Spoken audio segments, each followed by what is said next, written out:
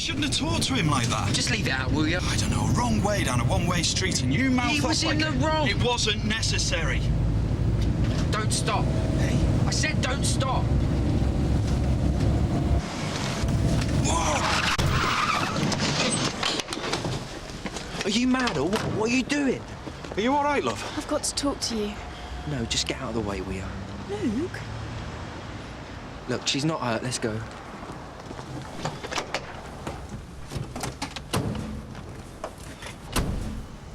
Well, come on, love. I need to park it up.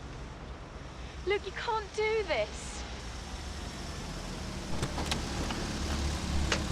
I've got to talk to you.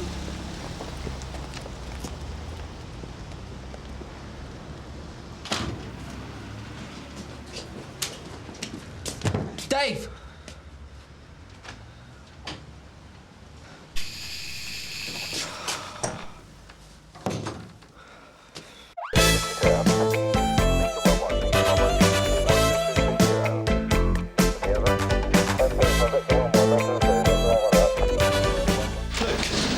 What have you done to that girl to get her so obsessed? Sam, don't start, not after the day I've had. Oh, well, that's funny. I could swear I had the same day. Just don't, all right?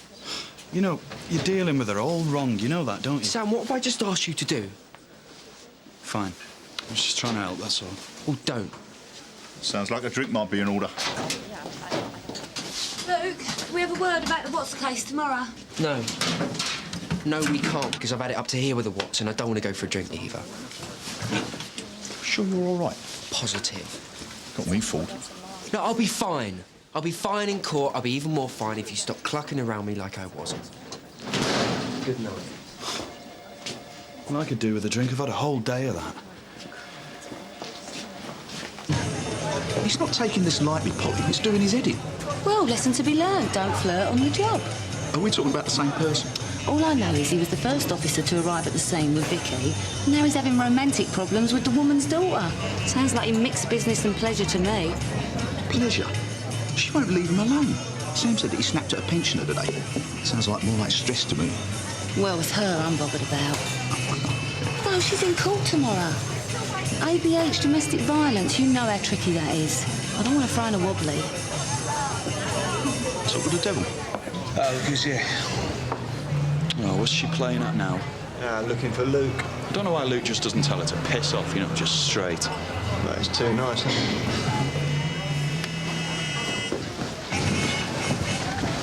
Hey, he's not in here and he's not coming in here either, so why don't you just run along home, eh? It's a free country. Listen, I've come in here for a quiet drink, not to get stared at by you. He'd stare at you. Can't you see he's not interested? Just leave him alone. What do you think he's saying? Don't know. Did he tell you to say that? No, I thought that one up myself. What's going on? Ask him. What's she doing here? I mean, why here? I can sit in a pub if I want. I am old enough. Yeah, fine. But I've told you, you're getting on people's nerves. What are you all protecting him for? I'm not protecting Luke. Look, he's not here. You can't see him, can ya? So? So why don't you go home, Maddie? Be with your mum.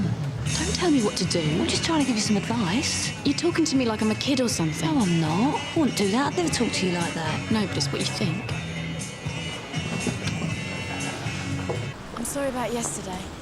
It's okay. It's today that counts. Yeah, I know. I'm here for Mum. Her against him, that's what matters. Good. You ready? Got an eyelash. Make a wish, eh?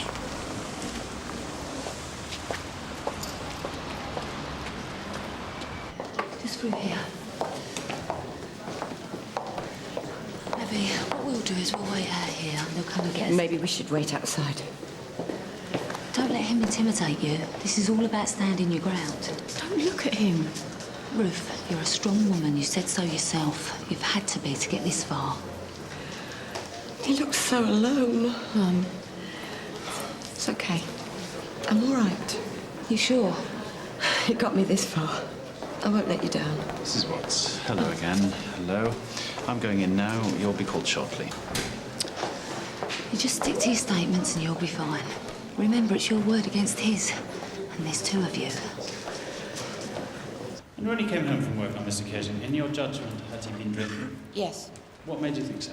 He was scowling. Scowling? His face changes. I mean, not a lot, but when you live with someone, you notice. When he drinks, he scowls, kind of. And then what happened? He sat down at the table. It was 7:30. We always eat at 7:30. Why's that? Because that's the way Ken likes it. Likes? He insists. Was anyone else there? My daughter, Abigail. Your daughter, his stepdaughter? Yes. So, you served his dinner? That's when he got annoyed. Why? I gave him Swede. He got annoyed because you served him Swede? He doesn't like it. He shouted. He said if I didn't get him something else, I knew what to expect. What did you take that to mean? Meant that he'd hit me. What did you do? I picked up his plate and took it into the kitchen. We didn't have any other fresh vegetables, so I just stood there. Good afternoon. Hello. Where's Polly? Inside with Mum. Where's Luke? PC Ashton? I don't know. It was shortly after this Mr. Watts followed you into the kitchen. I was leaning on the sink. He came straight in and he hit me. Hit you where? Behind my ear. He punched me. He said I was taking too long. What did you do? I said, sorry, I couldn't find anything. He hit me again. I tried to hide my face, but he pulled me up by my hair. Where was your daughter during this? She came running in. She must have gone into the cupboards, because she came up waving a tin of asparagus in his face. And how did the defendant, Mr. Watts, react to this? He went mad. He said I was lying. He said if Abby could find him something, why couldn't I? What did he do? He said I should be punished. Did that mean something specific to you? It meant that he was going to take me upstairs where Abby couldn't see. Why? To hit me some more. And is that what he did? I tried to hold on to something in the kitchen. Hold on to what? Anything, so he couldn't take me up. I was on the floor, so I grabbed the leg of the table. And what did Mr. Watts do? He stamped on my hands. That's how I broke my fingers. Luke! Mother's giving evidence. Is Abby in there? She's in the lobby, so you're best off out here. Did you talk to her? I said hello, that's all. Do you think she's all right? Well, what do you care?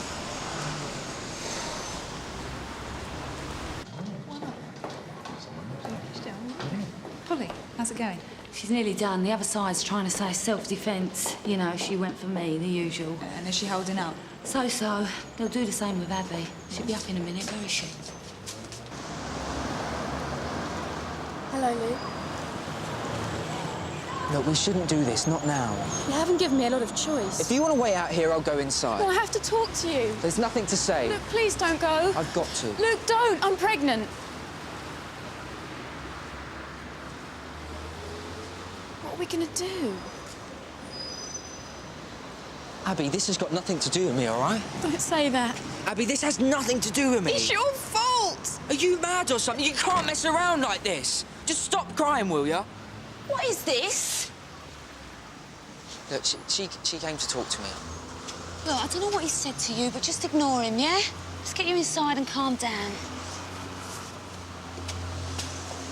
What was this argument at the supper table about? About? Yes, what was the argument about? They both started shouting. That's what I remember. In your statement given to the police, you said, and I'm quoting, he got angry about the food. Yeah. Is that what the argument was about? Yes. Before your mother went into the kitchen, did your stepfather threaten her? What? I'll read from your statement again to remind you. He said, if you don't get me something else, you know what to expect. I think he said something like that. Something like a threat. I don't know. He might have said, I expect something else. I don't know.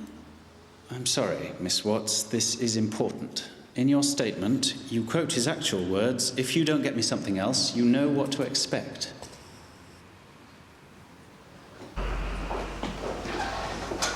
What did you say to her? Nothing. She's unravelling in there and his brief hasn't even started. So that's my fault? Well, something happened outside. You had her in tears. What? What's going on?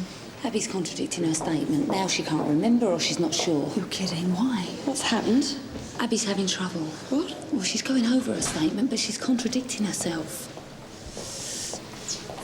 That's too quick. Darling, what is it?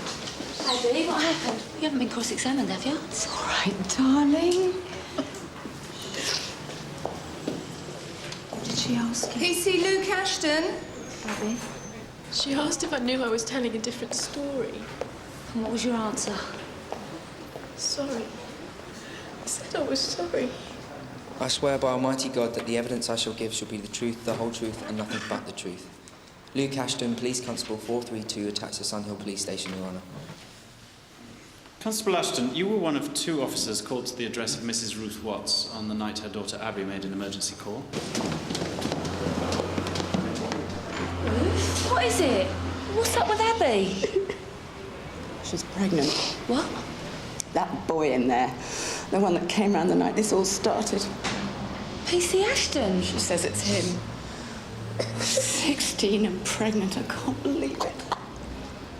We trusted you. Sarge, we've got a bit of a situation down at court. What? It's Ruth Watts' daughter, Abigail. She's made a mess of her evidence. Oh. No, her mum says it's because of Luke Ashton. Tell him I can't have a word with him in a minute, will you? What? He's upset her. He's got her pregnant and dumped her. At least that's what the mum says. Luke? That's what she says. Mr. Conway, sir, would you like to come and listen to this? Can I help you, Tony? That's what's true. Right, thank you. Sir. What is it?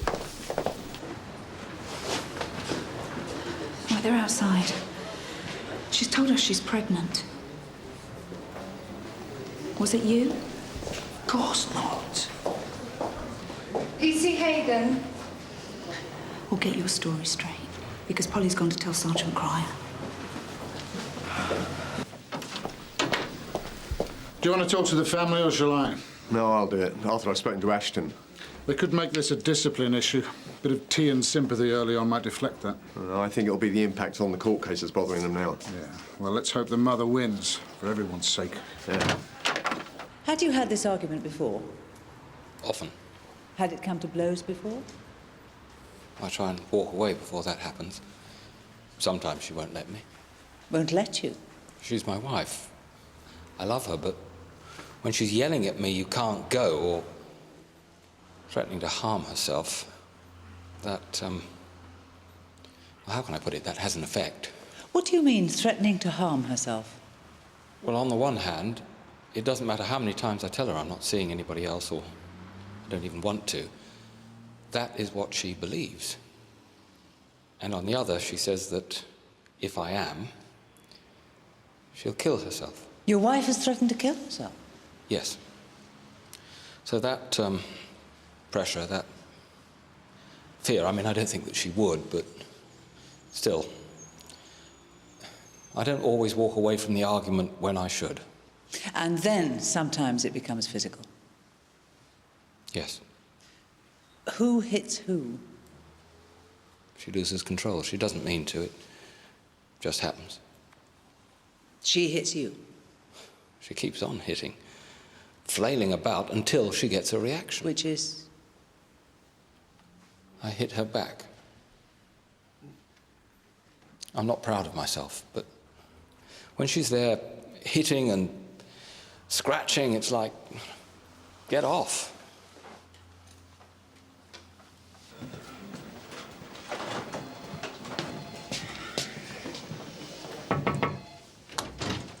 Yeah, come in, Luke. Sit down. So, tell me about Abigail Watts. There's nothing to tell, Sarge. It's not true. What, so she's not pregnant? Not by me, she isn't. Did you have sex with her? But there's just no way that she's pregnant by me. That's if she's pregnant anyway. What do you mean, if? She's a nutter. She hangs around outside. She waits down the pub for me after work. She calls my mum 4 or 5 times a day. She writes weird letters to me. And how long's this been going on? 2 months, maybe 3. So why am I only just hearing about it now? Seems to me you've let this get out of hand, Luke. I've spoken to her, Sarge. She just won't listen to me. Do you really think this whole pregnancy thing is just bogus? It's not me, Sarge. She's dreaming. Right. Then it's harassment. I wouldn't call it harassment, Sarge. 2 identifiable instances that any reasonable person would consider harassment. That's the definition. You have got to do something, Luke. Well, after the court case, I won't see her. It will sort itself out. She's already upped the stakes. Yeah, by lying. Then respond. Uniformed officers do get stalked, you know. Make a complaint. You won't be the first. Stalked? Yes. Do you still have the letters? Yes, Sarge, but come on, a complaint. Look, it's just... if her parents make an issue of this, conduct unbecoming, it could lose you your job. For something that's not true. Then make a complaint. Then at least I can tell them it's not a one-way street. They can't have a free pop at you. Now just bring the letters in. It's your only option. Sarge.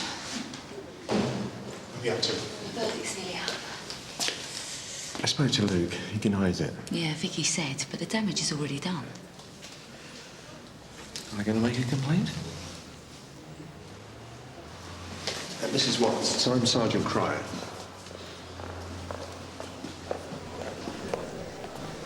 It's not guilty. I am sorry.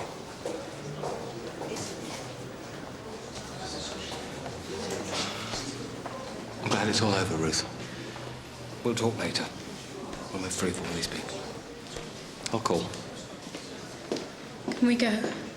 I really am sorry, Ruth, after all our hard work. I don't want anything more to do with you people, not now. But I've got to, haven't I, because of Abby? I don't think this is the place to discuss that. What, and have you sweep it under the carpet? Nobody intends to do that. What do you intend? You two give us a moment. Would you like to come this way, please? Sorry, could we... Yeah, sure. Stop. Thank you. I took the chance of speaking with Luke, PC Ashton, before I came down. I can imagine what he says. It seems things aren't quite as one-sided as we thought. Really?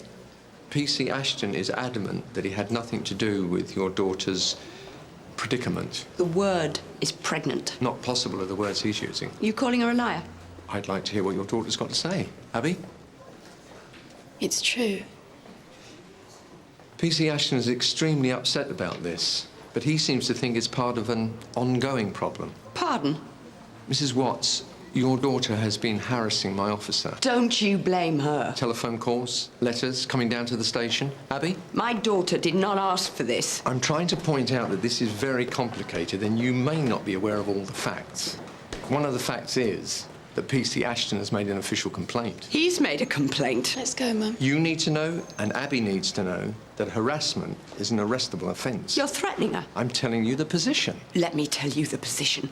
I feel betrayed. Most of all by PC Page, because she led me to believe there might be some kind of comeback against a man. This is not about your husband, Mrs. Watts. Same thing, though. In there, out here, we don't count. Come on. I need a cuppa. Oh, you can say that again. Oi, what did you tell Sergeant Cryer for? Luke, it's not her fault. I'm talking to you. You shouldn't have told him. I had to. No, you didn't. Yes, I did. I had a witness who fell apart in the box. We lost the case, Luke. She messed up. It's not down to me. She? She's got a name. It's Abby. Abby, Look, I Luke. didn't make Abby fall apart, OK? I can't make her do anything. What is wrong with you? She's a person. Try treating her like one. I'd like to speak to somebody in senior management, please. May I ask what it's about, sir? Well, if I could talk to you about it, why would I ask to see somebody senior? Well, I need to know what it's about so I can assess who best to ask. It's not this one, is it? No. It's about one of your sergeants making veiled threats to my wife. It's about one of your constables having his way with my daughter and leaving her with child. Shall I go on? Ken, please. I think we're way past embarrassed. I think we're furious. Can I take some detail? Are you ready? Yeah, fireworks out front. Got the Watts family reading the riot act. Listen, who knew Luke knocked her up? Oh, I'll deal with it. No, he wants to speak to senior management only. Hey. Yeah, they're all there. Oh, that's rich. That really is. This harassment, so-called, is actually a young girl's response to being treated like a tart. Could we hear it from Abigail, please? Well, once I did the test, I wanted to tell him. Not his mum or anyone else, but him, Luke. Abby, PC Ashton told me that you started to harass him from the first time you met him. If he was so bothered about Abigail, how come he slept with her a month later? Tell me that. And today? Yes, today. Half scaring my wife to death with talk of arrests. Well, if that's the impression that's been created, I can only apologise. But I'm sure Sergeant Cryer only wanted to make sure that Abigail didn't get into deeper water. Of course. One law for your PC and another for the rest of us. Well, PC Ashton is denying the paternity suggestion. And there'd be no law broken, even if he wasn't. Is there any chance that this could be a false alarm? We bought another test. I did it with her myself. You're not dealing with the uneducated, Inspector. I know that you've got procedures for professional misconduct. We know how you feel, Mr. Watts, but I'm not sure that's what this is. Your officer, using the smokescreen of a police-inspired prosecution, insinuated... Excuse me, but your case was tried on its merits. And the court gave its verdict, not guilty. Yes, but that was not a smokescreen. Whatever. Your officer plainly used his job and the authority of his uniform to take advantage of my daughter. That is not a conclusion we can reach. What is that, or Abigail's lying? I'm not lying. I want him to face up to it, you know? I know Luke Ashton. He's not calculating and he's not manipulative. These are just two young people. We want him disciplined. If that's the road we go down, Mr. Watts, he's a young man. His whole career could be in the balance. Well, he should have thought of that earlier. What's she like? Oh, she was yeah.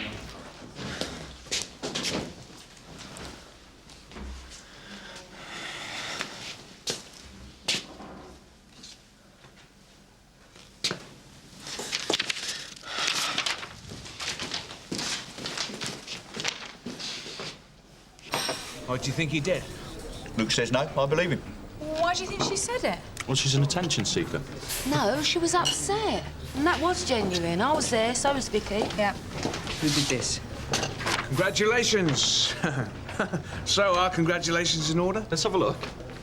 Mate, say thanks a lot. Leave it, Luke. Oh, sense of humour failure, eh? Was it you? Look, simmer down. None of us would take a cheap shot like that. You saw it and left it there? No. Look, what's your problem? Someone's little joke or because it's true? My problem is that it's none of your business, all right? Well, you're the one who brought it up. No, I saw it stuck on the notice board, actually. Have you really made a complaint against her? Well, Sergeant Cryer said to. A complaint? Yeah, what for? Harassment. Harassment? Are you going to pursue it? I told you, Sergeant Cryer said... Never mind what Sergeant Cryer says. What do you think? What do you think the right thing to do is? If I had a bit of support, it might not be necessary. Yeah, well, you've got a funny way of asking for it, haven't you? It's a bit harsh.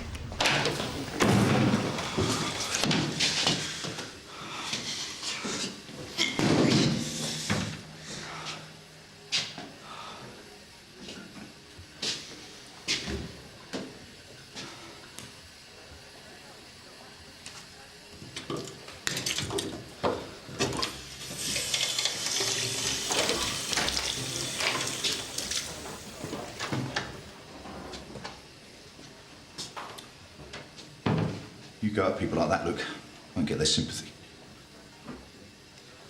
If you didn't touch her, it can't be a problem, can it? And you didn't, did you? Can't be mine. I use protection. Protection? You told me you didn't go with her. Well, I hadn't, not then. Not when? Driving you mad, you said that maybe she's got a screw loose. Don't tell me you snapped her after that. Used protection, Tone, all right? There's only one guaranteed protection. Keep it in your pants. Once, Tony. I'm not an idiot. Once is all it takes. Condoms aren't infallible, Luke. I'm living proof of that, mate. It's a different story. Look, I forget about impossible from now on, all right? Just tell it straight, Luke. You told me no. Now, I asked you a direct question and you said no. It can't be mine, Sarge. That's what I said. Don't play games with us. It was once, sir, and I did use protection. You met her on the job. She was a witness. What were you doing? I didn't mean for it to happen, sir. Oh, you had sex without meaning to. She made it so easy. It's professionalism. That's what professionalism is for. Yes, Sarge. To help you maintain a distance. I know that, and I did. Well, it doesn't look like it. She didn't respect that, sir. She came on really strong.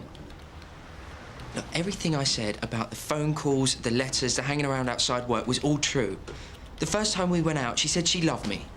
Well, if you thought that was strange, then why did you sleep with her? I didn't, sir. I gave her the wide berth, and then the phone calls started.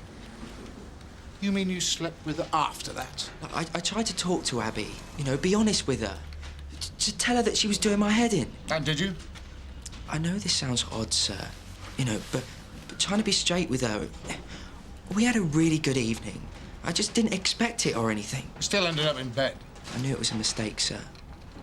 I said that, but that just made it worse. Yeah, much worse. I meant her, sir. So did I. She just doesn't know what normal is, not with that family anyway. Spare us the psychology, do. Mr. Conway's right. Hindsight won't help. It was a lapse of judgment. Well, at least the harassment precedes the lapse of judgment. You have to bring the letters in. Do I have to, Sergeant? You're going to have to make your case. Which will probably have to be along the lines of psychological ABH or depression or anxiety. As a cause of your unprofessional conduct. You have to go to occupational health. Well, it's a matter of what the court recognises. What constitutes a case of harassment. I'm not sure that I'm comfortable with that, Sarge. Oh. Well, get comfortable with it. Get off! Let me know, Yeah. Get a cup of tea round the back. George. I don't know how to do this. Do what? Talk to his Federation rep. What, is this about the girl? I'll catch you up. See you later. I want to know what a discipline hearing will do. What do you mean, do? Well, what's it like? And what if I run with this harassment thing? Have you done one? Yeah, hang on. Look, you get Federation support either way, OK? Well, are you being pushed on the harassment? Sergeant Cry thinks I should go to occupational health. Oh? What, for your own sake or to make a case? Make a case, both, I don't know. I'll take that slowly if I were you. Why cannot? Well, there's more to it than meets the eye, Luke. I mean, you get the full psychological assessment, yeah? That means the other side prying through your medical records, OK? So you've got to be up for that. Then there's a canteen. What? Well, I heard you had a bit of a ding-dong already. What have you heard? Look, just forget it, OK? But, you see, that's my point. Things get said. What things? Well, let's just say there's not a lot of sympathy out there for people claiming psychological damage. Now, as Fed Rep, I'll give you all the support you need, OK? But as a mate, I'm telling you, a woman stalking a man, you get laughed at. Tell me about it. Yeah, so it's the last resort. But if there's any way at all, your best option is to sort it out on a one-to-one basis, OK?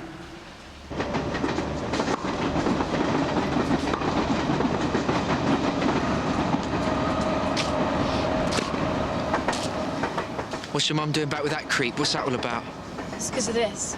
Perfect. It wasn't my idea. No? You just went along with it, did ya? Doesn't mean I wanted to. I'm glad you rang. Should be banged up instead of giving me grief. Yeah, that's right. Blame me. Blame me for all of it. I'm not. Look, not now. Good. I've, told the truth. What happened between us two was once. It was a mistake. I don't want to lose my job over this, Abby. Your job? What about me? I'm pregnant, yeah? It can't be mine. It is. Look, why do you keep saying this? Because it is. I've never been with anyone before you, Luke, honest. Oh, come off it. I mean it, not all the way. I love you. Stop it. It's not my fault. I didn't make this happen. You played your part. So did you. Oh, it's been hell, Luke, waiting for you to call or come around. I told you first. Oh. Well, thanks for nothing. Why are you being like this? We've been over this. I wasn't pregnant then, though, was I? No. Well, doesn't that change things?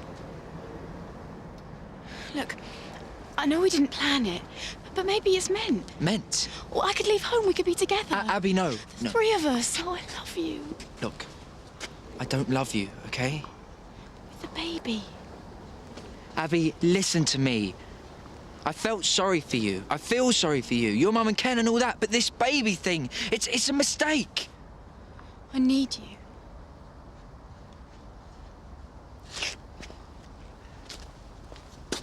My managers are saying that the pressure, all the phone calls and visits is just messing with my mind. That's rubbish. If you push it, I'm gonna have to say something, and then we'll both look like idiots. Not if we're together. No, I'd go mad if we was together. Are you saying I'm mad? No. All I'm saying is that this situation is making us both crazy. I'm not mad.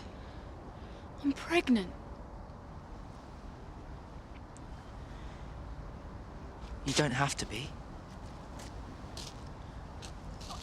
What I mean is that you don't have to keep it. You've got a choice. Oh, look, please stop crying. Come on. Oh, just stop crying, eh? We can try. No, we can't, okay? Why not? Look, I don't want any part of this. I don't want anything to do with you. It's over. It's finished. Sarge. Look, I've thought it over. I don't want to go the occupational health route, not with a psych assessment and all that. Why not? Oh, I can't face the others. Who? Look, if I press harassment charges, I'm going to be a laughing stock. That's no reason. If you talk to occupational health, that could be a help in itself. What's the point if I'm not going to pursue it? Come here. Now, look. It's getting you down. That is the point. I'd rather tough it out, Sarge. Look, you don't have to resign yourself to being what's his punch bag just because you imagine your colleagues are going to laugh. I'm not. So, what is it? I've made up my mind.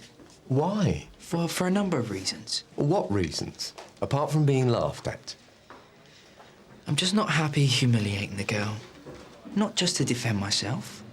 I'm just not happy with it. Christ, calm down. Yeah, all right, come on. Now then. Sarge. Oh, Tony. Never mind. Very man, you got a minute? Sure. It's Luke Ashton. I want someone to have a word with him, someone who'll listen to it. Is that me? Well, I hope so. He's got to stick up for himself a bit more with this Watts business.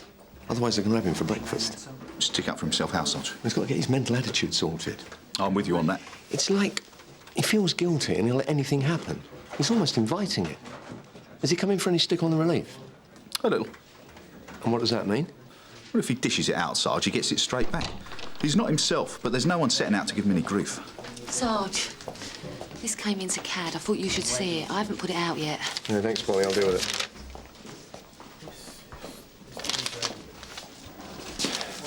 Abigail Watts. Attempted suicide. Pete, don't forget about that for this evening. What do you want? Just come to let you know that I'm not going ahead with a complaint against Abby. Oh, in the circumstances, that's very big of you. Look, I know you're angry with me about what happened in court, but it's not easy for me either, you know? You're really suffering. It's funny how she's the one who tried to top herself, isn't it? What? Sergeant Cry's attending. Is she all right? Depends on your idea of all right, don't it? She's not dead. Where is she? You stay out of it, Luke. You've done enough damage. Yeah, Sun Hill Police. Can I help?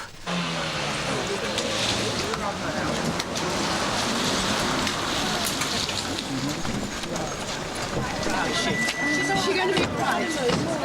Going to the hospital now, darling. I'm right behind you. All right, I'm coming with you. All right, darling. We're going to the hospital. Very. She tried to kill herself. Yes, we were sorry to hear that, Mr. Watt. How would she? You know how this happened? You know why?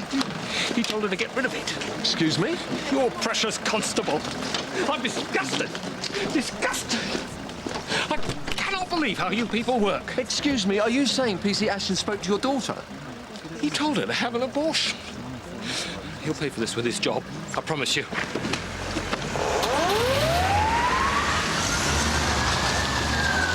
What were you thinking of? Did you think this mess would go away if she got rid of the baby? I wanted to talk to her as a human being, sir. Without her family or anyone else. Luke, didn't we speak about distance the last time we went over this? I thought that's what I was doing. You haven't even asked how she is. I asked Tony Stamp, sir. He said the hospital said she was stable. They're worried about the liver, but yes. Did you ask her to get a termination? No, I asked if she'd thought about it, sir. There's a time and a place, Luke. I wanted to talk to her. I thought a bit of understanding might help sort it out both ways. There is such a thing as too much understanding, especially in this job. See that now, sir? I blame myself. Look, you cannot go from saying it was nothing to do with me to it's all my fault. Too close to it all, sir. Sergeant Cryer's right. Shall we leave it there for a moment, sir? Yes.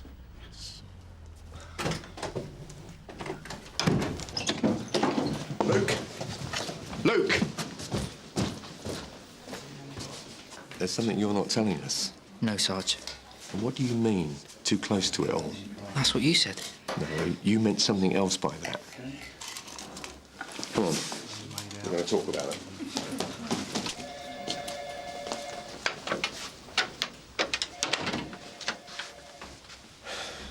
Is it the attempted suicide? Sarge? Should I be concerned about you harming yourself? Of course not. Or what, then? Come on, Luke. Whatever you say won't go outside of this office. It's personal, that's all. Well, of course it's personal. But if you won't talk to occupational health, then talk to me.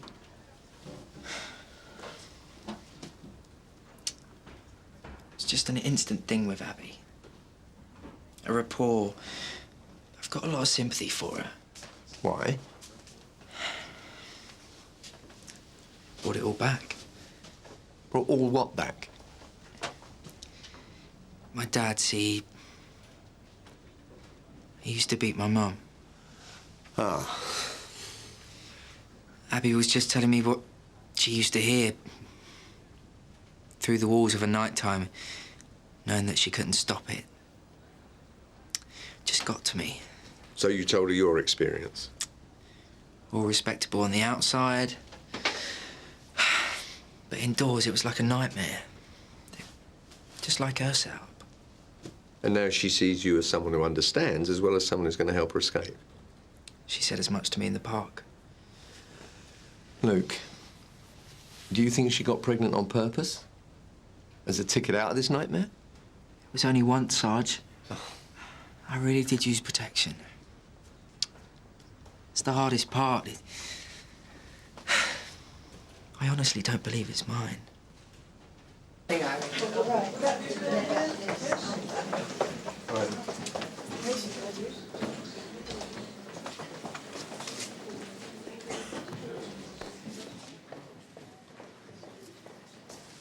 What do you want? I wondered if I could speak with Abby, Mrs. Watts. What for? Well, I've talked with PC Ashton, and he feels really badly about what's happened. So he should. And I just wanted to convey that to Abby. Mum?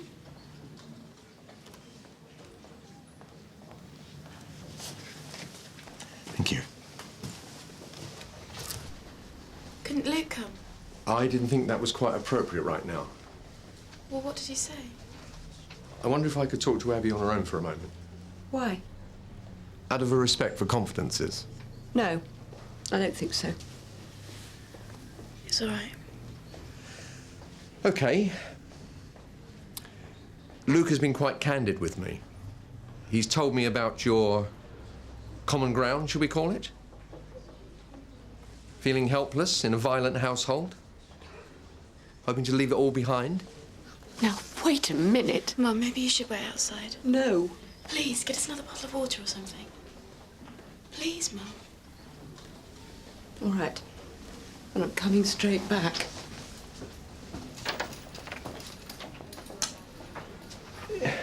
He said he understood all these things because of his experiences. He said he never told anyone else. Or maybe he didn't until now. I think you trying to harm yourself really shook him up.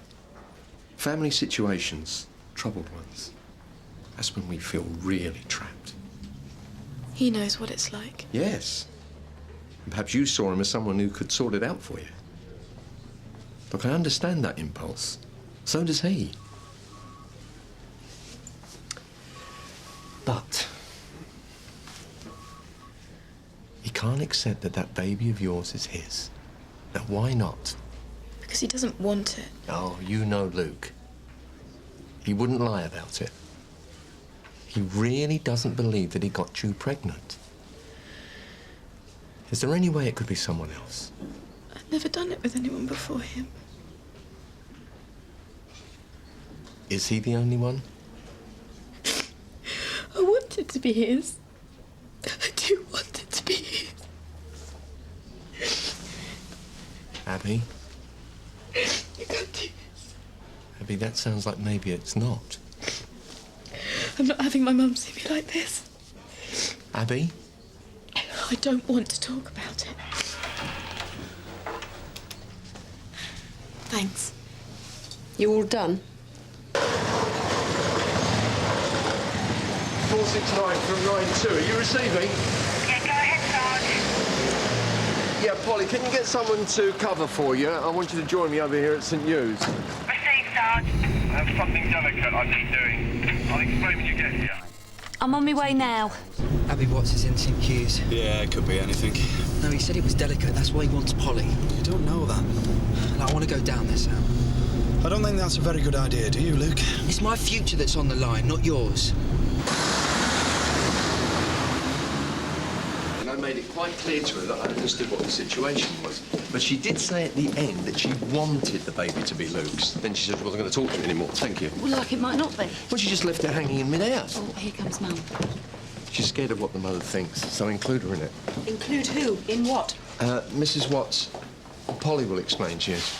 We'd like to have a word with Abby. What are you doing here? I heard it on the radio, Sarge. What's happened? If you stay out of it, we might find out. Now, come on, now. Look, if Abby's got something she wants to talk about, don't you think we should let her? I'm not sure she has. Well, maybe we could ask her together. As her mother, I'm sure she wants your help. Do you know why we're here, Abby? Sergeant Cryer said you're not sure who's the father. If you're making excuses for your colleague, you can stop right now. No, please, let me finish. He said you were too upset to tell him what you meant. OK? So that's why we're here, and that's why your mum's here, so you can tell us. I can't. Why can't you? I'm scared. What of? He said he'd hurt you. I did it for you. Did what? Mum? Do you mean Ken? I'm not sitting here while you put words in her mouth, you hear me? Please, Mum. I won't have it. She wants to say something, Ruth, and she needs you to listen. Don't you, Abby? He gets so angry for nothing. All the time he's starting on her about dinner or the way she looks or how his shirts are ironed. Anything. And? One day, he said I could help him be less angry. When was this? When I was 14. He only touched me then. He said it was cuddles. I did it for Mum, to make him less angry. But he still hits her. You know, when you came round to the house... When you called? And Luke was there. He was so kind, and he knew what it was like, some of it. And I just thought, I can get out of here. But what? I scared him off, I know I did. You slept with him? That made it worse. I was writing and phoning all the time. And Ken found me with a letter. A letter to Luke? He made me tell him. He grabbed me by my hair and banged my face on the desk. So I told him about Luke, and he called me a slut. He said if I could do it for some snot-nosed policeman, I could do it for him. He forced you to have sex? He said it'd really hurt Mum if I didn't. And when he'd done, he said he'd really hurt her if I told. Was it unprotected sex, Abby? Oh, I wanted it to be Luke's. God, I wish it was.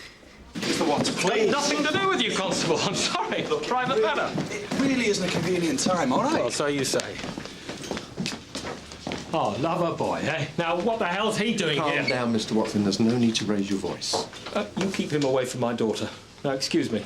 I want to see my family. There's a female officer with your wife and daughter, Mr. Watts. I think it might be better if you waited out. What on earth gives you a right to come in here behind my back? Get out. Abby's been talking to me voluntarily. Your wife's been here the whole time. It's your idea, Ruth. What have you done? What have I done? What's been going on in here? What's been said? Is it Abigail? Don't touch her!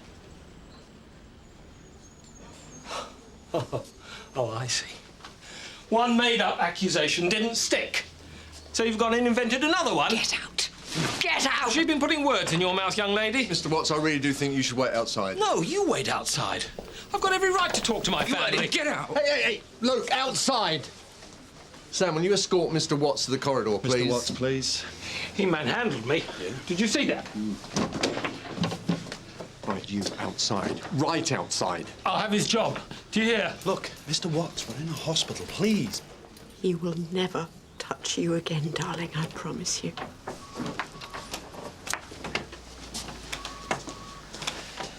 Right, so what did she say? It's a formal allegation of rape, Sarge, against the stepfather. Right. Will you take the details? I'll get him out of here. I know your superiors don't share this attitude. Mr. Watts, a serious allegation has been made against you. Allegation? You mean cover-up? Shift the blame from Loverboy? The allegation is rape.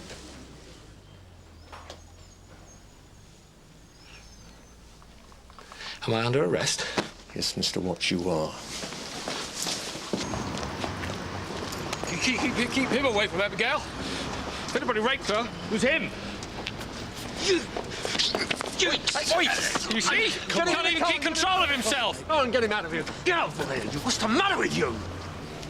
What, you still want to hit him? Yeah, I want to break his neck. And that's just what he wants. Anything to cloud what he's done. Is she all right? Of course she's not all right. I'm going to go and talk to her. No, she doesn't want you, Luke. She wants help. Now, it's this confusion that got you into this mess. Leave it to Polly.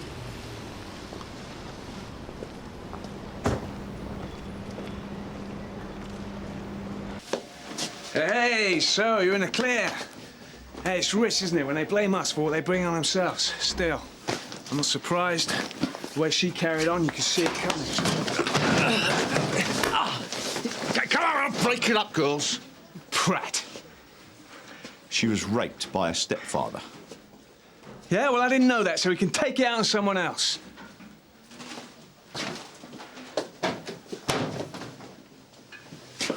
You okay? Shouldn't have done that. Come on, you've had a lot on your mind. I should apologise to him. No, he was out of order. Don't be so quick to play the Boy Scout, Luke. It's a relief to see you lose it. It's not normal goody-goody stuff. Not in this job.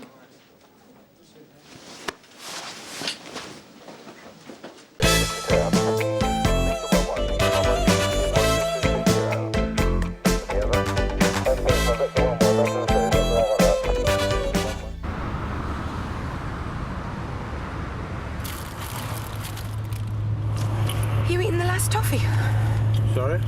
Oh, you had to. Sorry, I'm starving.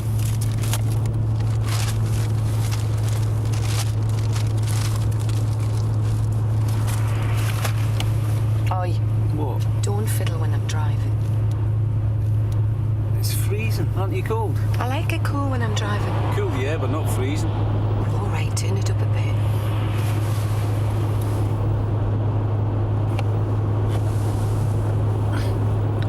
This is pathetic. It should be red hot. Well, you were the one that chose the car. You said it was good for long journeys. I told you. Look, you can fiddle with things as much as you like when you're driving. Just leave it alone until we get there.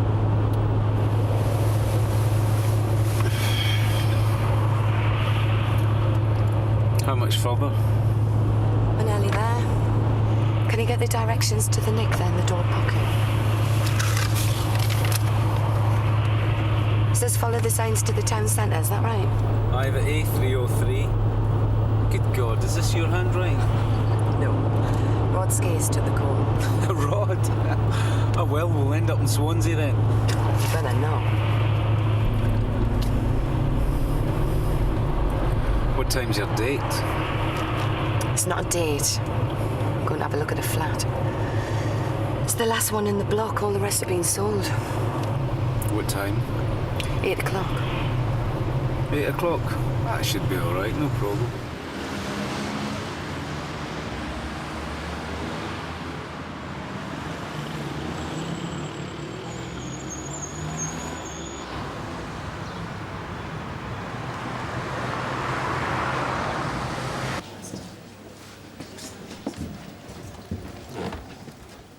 Sarge. All right, cheers, Steve. Hi there, Paul Collins. Liz Rawton, Duncan Lennox. How you doing? Yeah, fine. Scott and a Geordie. They run out of Londoners in the Met, are they? Not so you'd notice, no. This is Christine Webster. She's the one who actually found your man. Nice to meet you. How you doing? You did us a favour latching onto him so quick. Just lucky. Listen, can I get you a tea or a coffee? No, comes in the canteen. Still open. Least we can do is get you some lunch. Well, actually, we're in a bit of a hurry, so a cup of coffee would be fine. Oh, all right, if you're sure. I'll get them then.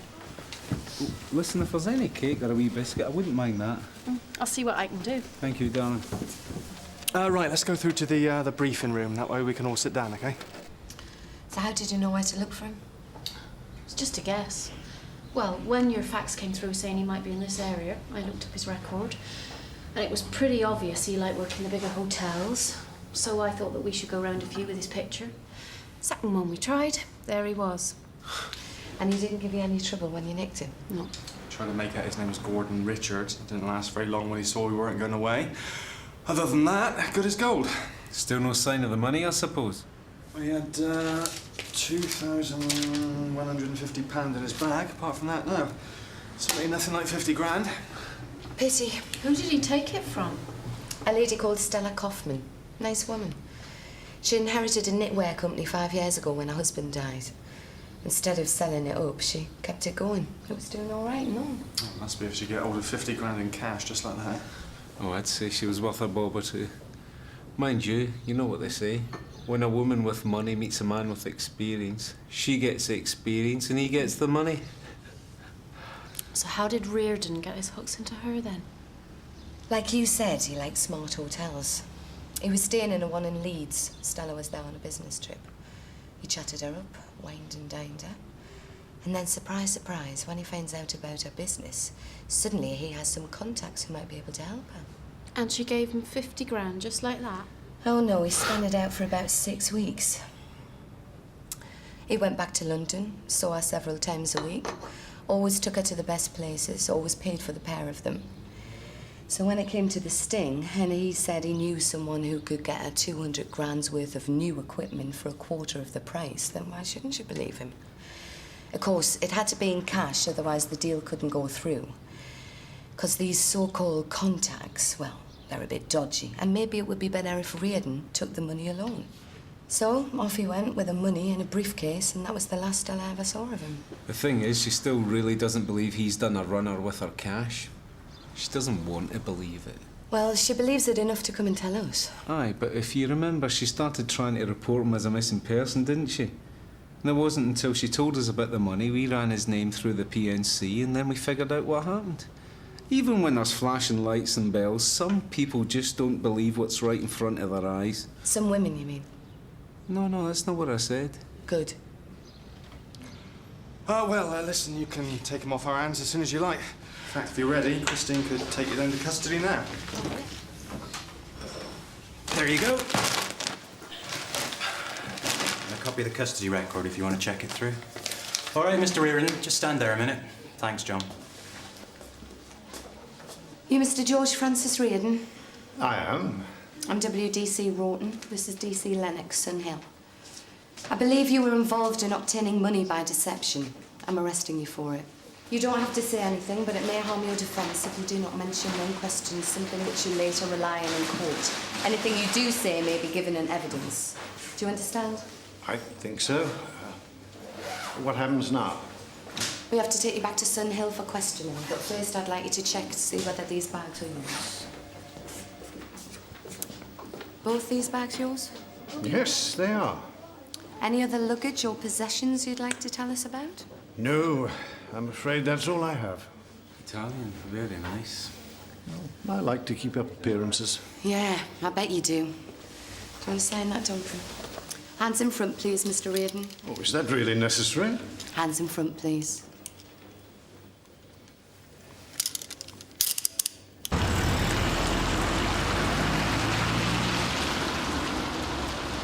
Oh, no. This isn't the way we came. We should have turned left. Couldn't. It was one way.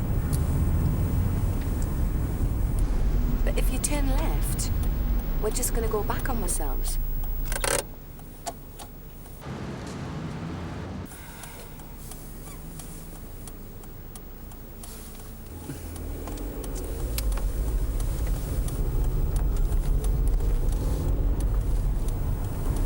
This can't be right. This is a dead end. Excuse me. Hang on, if we end up going back the way we came, we're still going in the wrong direction.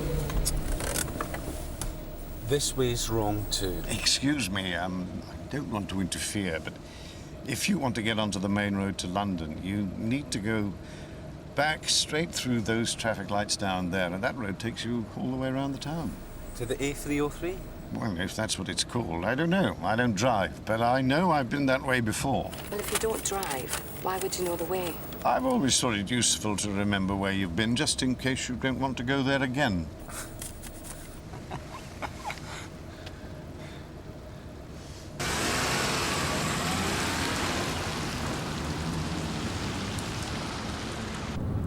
And now keep over to the left and follow it round. There. There's the 343. You've got a good memory, Mr. Reardon.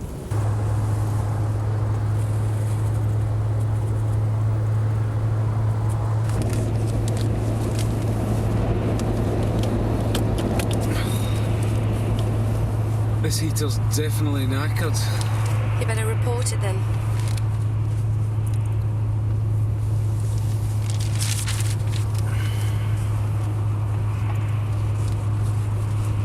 So how come you don't drive, Mr. Reardon?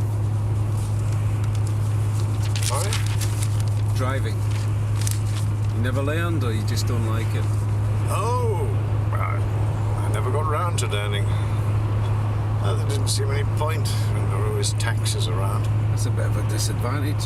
I mean, taxis aren't very reliable when you want a quick getaway, are they? Well, not if you're robbing a bank, perhaps. That never appealed to me. So we'd noticed.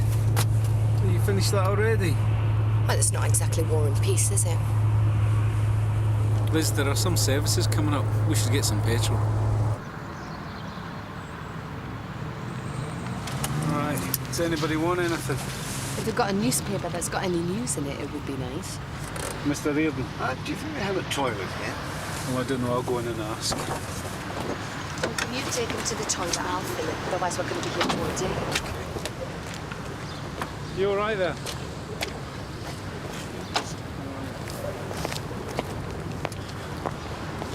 Toilets, round the back.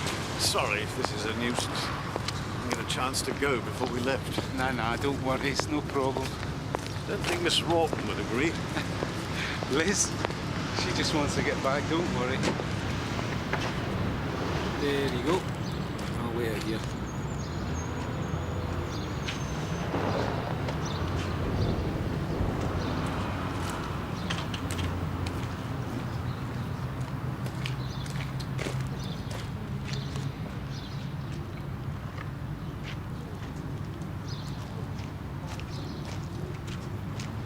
Liz! Liz! Liz! Here, take this and we'll end up paying for it. Get me some sandwiches in, eh? Where's Reardon? That's all right, it's in the toilet. Duncan! Oh, whoa!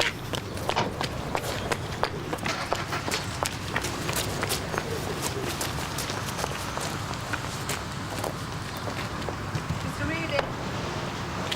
Brilliant.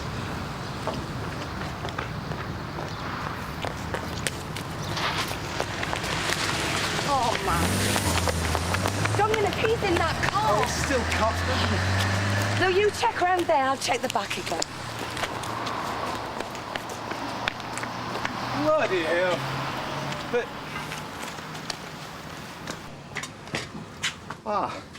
I thought it'd be all right if I got some newspapers and some sweets. Wasn't quite sure. Could you get my wallet? Where did you go? Oh, when I came out, I just wanted to stretch my legs round the block. Well, next time, could you ask, please? Of course. I'm sorry. I got you a guardian. Is that all right? Thanks.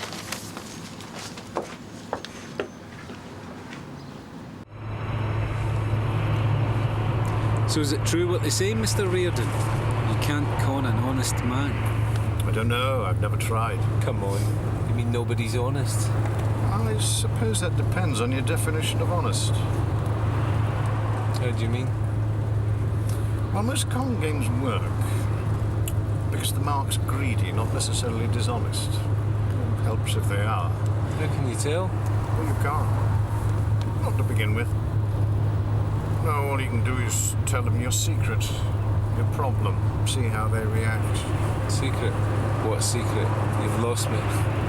Well, it's not called a confidence game because the con artist has some great power to make people tell him their secrets. No, it's the opposite of that. I tell someone my secret and take them into my confidence. I still don't follow.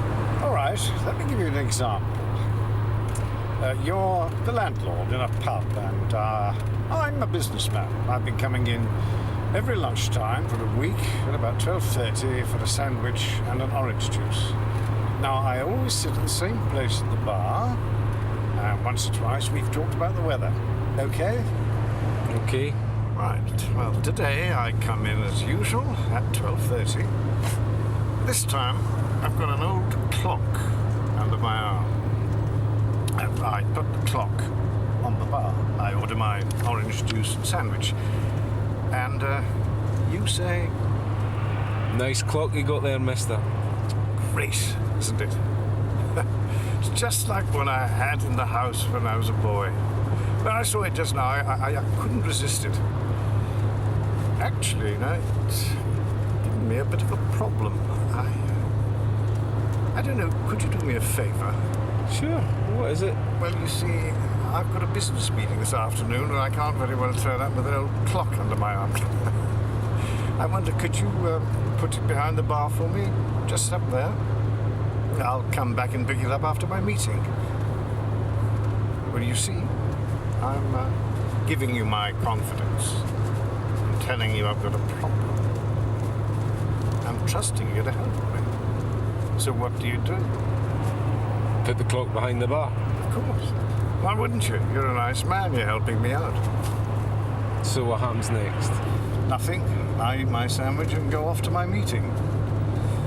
Time passes. An hour or so later, another man comes into the pub. Now, he's smarter than the businessman, young, casual, orders a drink, you give it to him. And then he notices the clock at the back of the bar. Excuse me. I know this is going to sound a bit odd, but that clock back there, would you mind if I had a look at it? Why was it to you? Well, you see, I'm a collector of clocks, and that one, well, I think it might be quite rare. Well, would you mind? I'll be very careful with it. Sure. Okay. Thank you.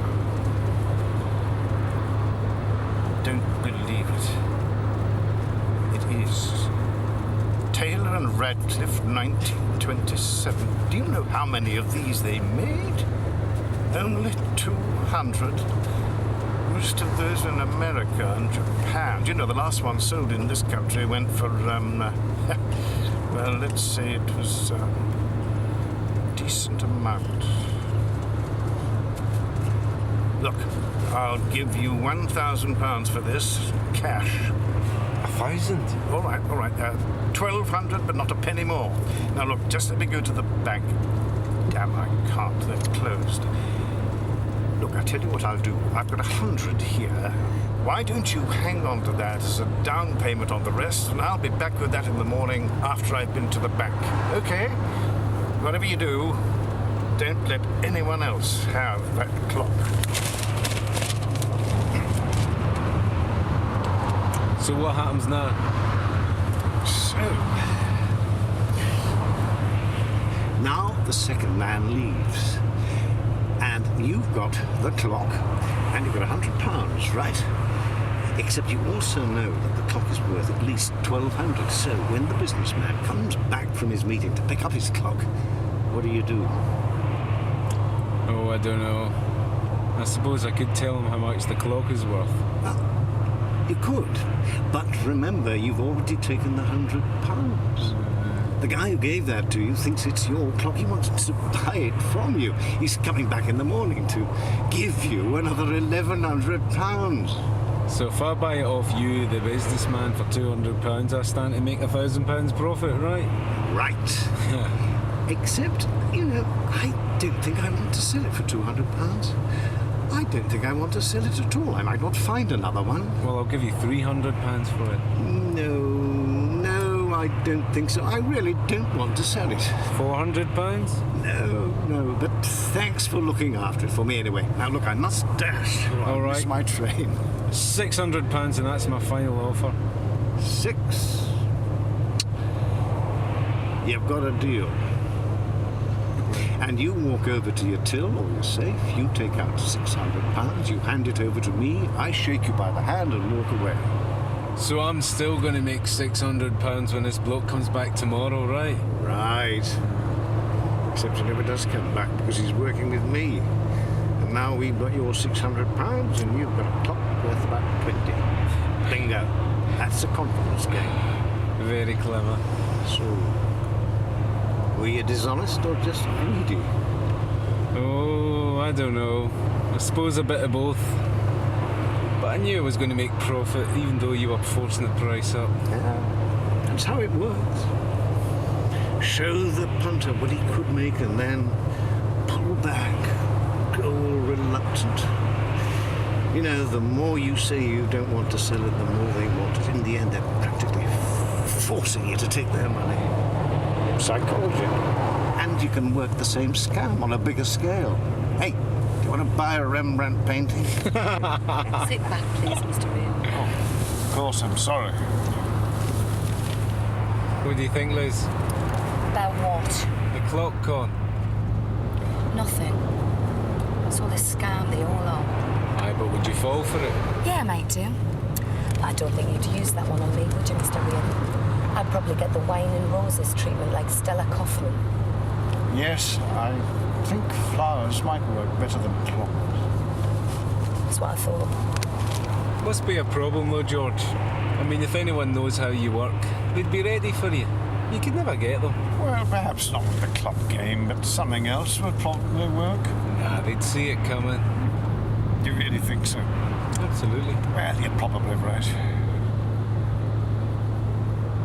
Can I ask a question? Yeah. How is Stella? I think she'd feel better if she still had £50,000 in her bank account, if that's what you mean. Yes. Yes, I suppose so.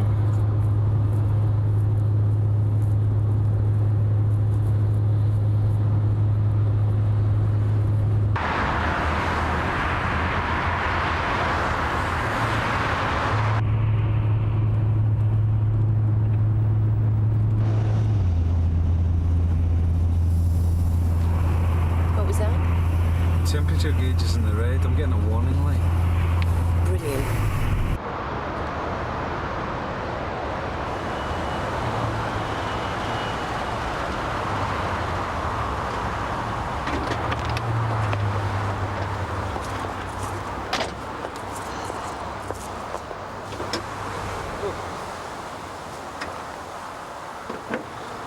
There's no water. Didn't you check it before we set off? Of course I did. Water, oil and tyres, they were all fine. There must be a leak. Suppose we could fill it up and see how far we get. Yeah, and then get stranded in the middle of nowhere. Well, Well, we better phone the AA. You got the card? Yeah. Is there a problem? Yeah, there could be. Listen, if you want to get out and stretch your legs, you can. Don't wander off, though, will you? Thank you. Oh. Look, I'm sorry about what happened at the last petrol station. I didn't mean to, you know. Yeah. Is it a serious problem? Don't worry, we'll get there. They're on their way. How long? Half an hour, maybe more. So much for seeing the flat. I think we should eat something. Are you hungry, George? I wouldn't mind a cup of tea. What about you, Liz? Well, I think we should stay here. Oh, come on. We can get a table by the window, keep an eye on the car, see when the AA man comes. What about the handcuffs? You know they make people nervous. Oh, we'll take them off. Should be okay, as long as one of us stays with him. All right, then. But if he's any trouble... He won't be. Do you and DC Lennox always work together? Not always, no. Why? Oh, no reason. No, I just thought, no, it's nothing. No, go on, what? Well, you just seemed a little out of sorts with him, that's all. Do I? Well, if I am, it's not because of him. Ah.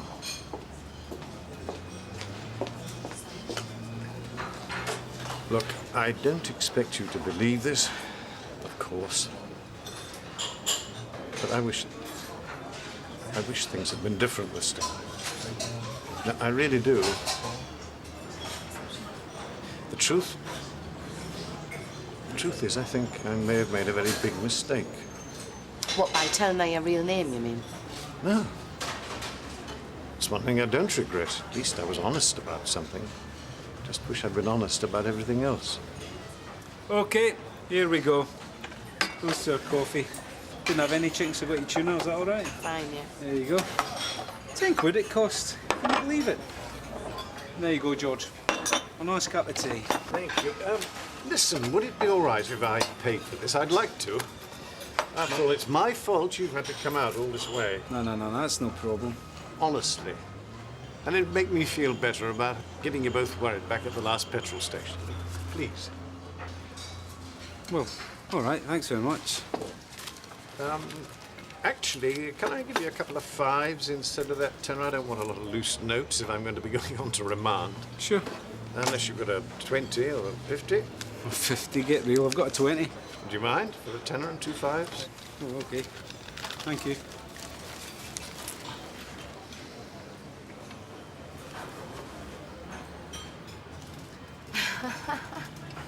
What? What? How much did George just give you for all that? A tenner. You saw him. So how much you got left? Wait, what is this? Come on, how much you got? Wait, I had 30. I spent a tenner.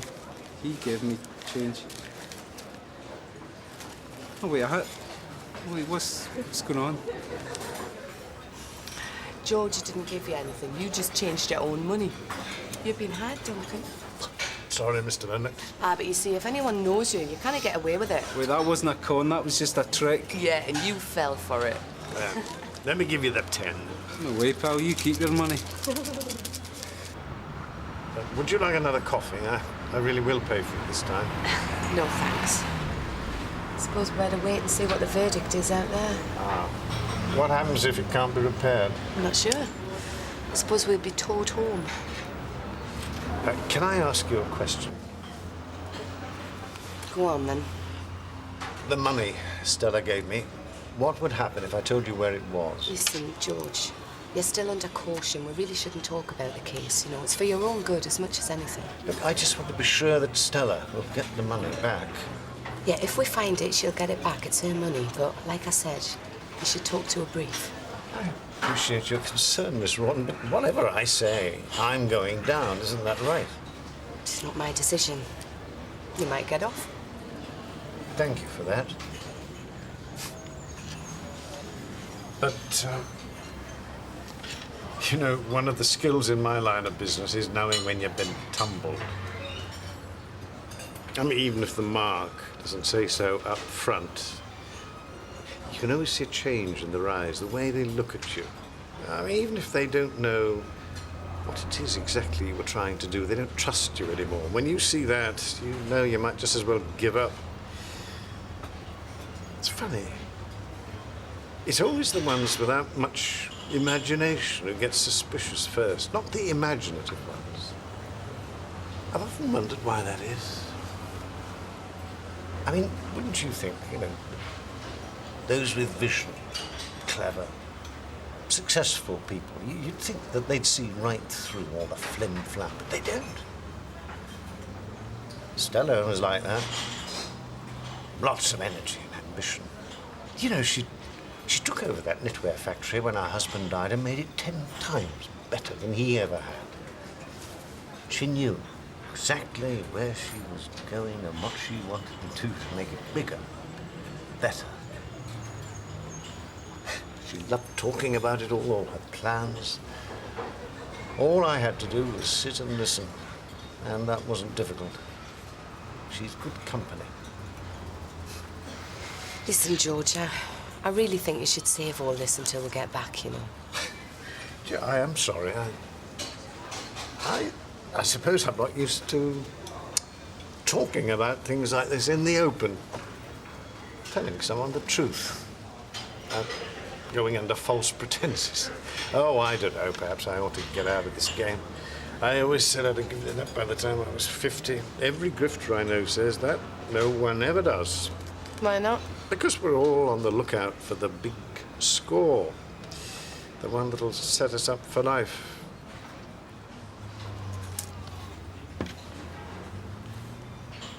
So what's the biggest score you've ever had, then? Well, the biggest one I was ever part of was in 1968 in Toronto. I mean, I didn't set it up. I was the roper. He's the one who gets the mark interested, lets others take over. It took 3 months, and we made $2.3 million. What, no one got caught? Well, the police never knew. The mark had his own reasons for not telling. What did you do with your share of the money? Who knows? Hotels and restaurants, good clothes, good wine. It always goes, no matter how much there is. Well, I need some chocolate. Come on, let's go and see what they've got in the shop. Oh, are you sure? I mean... Well, you can't stay here on your own, can you? Come on.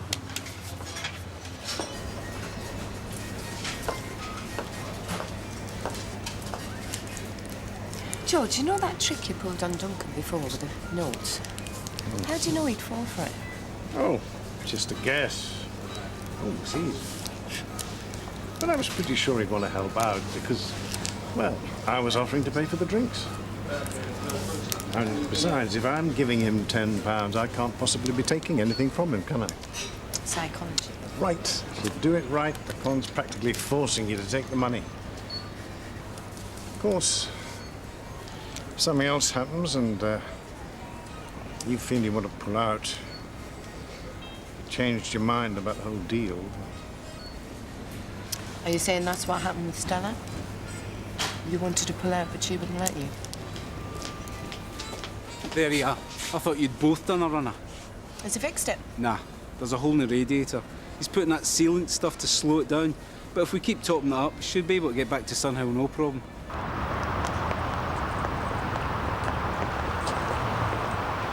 Would it be all right if I changed my jacket before we set off? This one isn't very warm. Yeah, that's fine. Duncan, can you open the boot? Thank you. What's up? Nothing, why? Just wondering. What are you two talking about in there?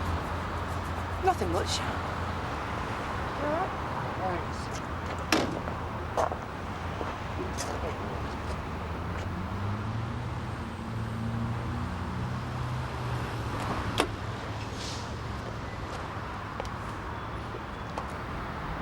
Right, let's get going. say anything.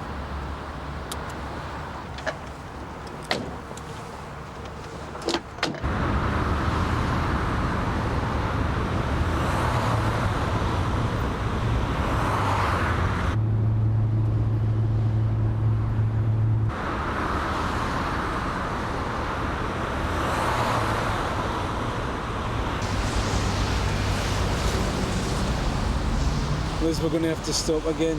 The temperature gauge has gone back up to the red. Won't it just get with them? Can't be more than 5 or 6 miles away.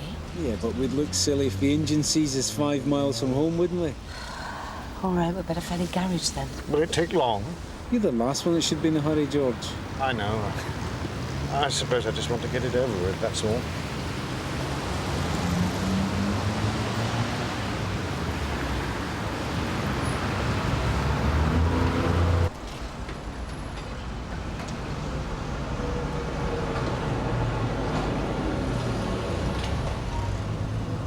You all right, George? Sorry, I haven't been very good company, have I? No, I don't know. Better than some. I've been thinking. Do you think it'd be all right to get in touch with Stella once the trial's over? Do you think she'd mind? I don't know. Would you mind if you were her? I don't know, but I'm not her, am I, George? No, of course not.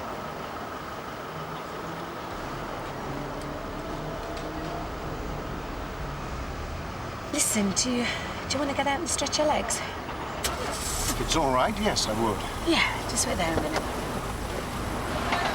It's all right. Just got to let the water circulate for a couple of minutes. Listen, do you mind looking after it while what you got to do? Have you got out? I've just been pouring water. Hurry up then. Thank you. Hello? Oh, hello, Mr. Davis. No, I'm sorry, I'm not going to be able to get there today.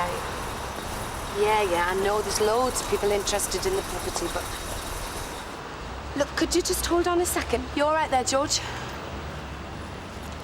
Yeah. Yeah, well, look, if you can... If there's any other property in the area, then... Yeah. Yeah, all right, then I'll take the number. Hold on a minute. Yeah? Yeah. Okay, I'll ring him tomorrow, thanks.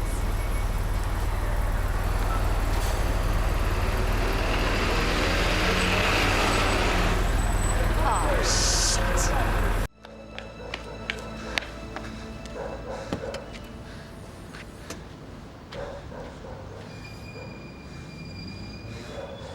Anything? Nothing. I'll not find him now. You do know that, don't you? He'll be long gone. Without his wallet? He left it. And his jacket? Well, that won't make any difference now. He'll head straight for the 50 grand he took from Stella Kaufman. Yeah, maybe. Oh, come on, Liz. I don't mind admitting that he conned me with that stupid trick about the sandwiches.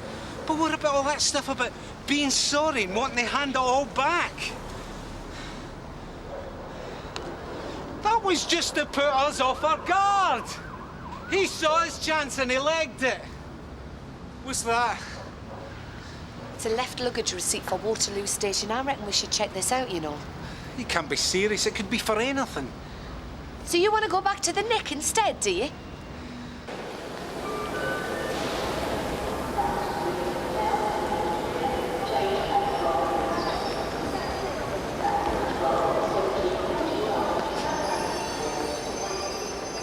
DC Rawton, DC Lennox and Hill. You still got the bag that goes with this ticket? If I hadn't, you wouldn't have the ticket, would you? Would you like me to fetch it for you? If it's not too much trouble. Well, it's no trouble, mate. That's what I'm here for. So you really think this is going to be Stella Kaufman's money? Well, George didn't have it on him when he was picked up in Salisbury, did he? It's got to be somewhere. It'd be easy enough for him to drop it off here before he got on the train. Yeah, but why? If you're going to do a runner with somebody's money, you tend to take it with you. Is this it? Yeah. Well, that matches Stella's description. Well, the only way to find out is to see if Stella knows the combination. So what's in it? Thanks for your help. Always glad to see the old Bill.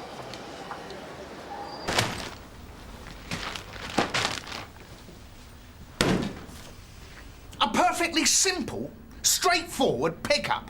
Nothing difficult, nothing complicated. You just go down there and you pick him up, and then you bring him back here. I take it you have looked for him. We went all over, Gov, but no trace. So, why no handcuffs? That was my fault, Gopher. I thought the way he was, we didn't need them. We both thought he was pretty harmless, Gov. Is there any chance of getting him back? Well, we put his description out from CAD, and we've still got his personal possessions. We've just picked this up from Waterloo. We think it's Stella Kaufman's money. Think? It's locked. But if Stella knows... All right. Just get her in here first thing in the morning. Meantime, I am late for a date, so you and you can write up the details of how this fiasco occurred. And I'll read it first thing in the morning. And I dare say the DCI will be very interested. Gov.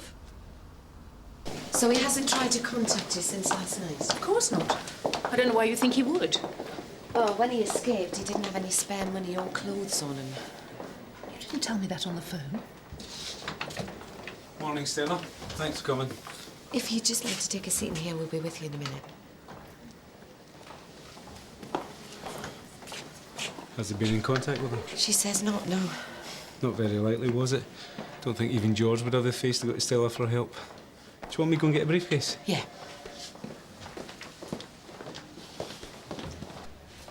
I don't understand what's been happening. You said George had been arrested in Salisbury. That's right, yesterday. But he didn't have the money with him. The 50,000. No, we think he left that in London. That's why we need to talk to you. Can you tell me again what sort of case the money was in when you gave it to George? It was an attaché case. The new one. I bought it specially. Any particular reason? Well, just because George seemed to be having second thoughts about the deal. First, he said there was trouble getting the equipment into the country.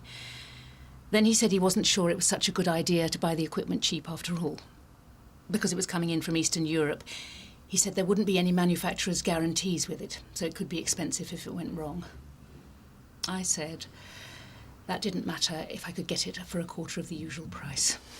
So he was backing off the deal? Of course, that was probably to make me want it even more. So you'd know the combination then? 1712. My birthday. George set it. He set it before he left. It's all right, Stella. Don't worry. I'm not worried. Here we go.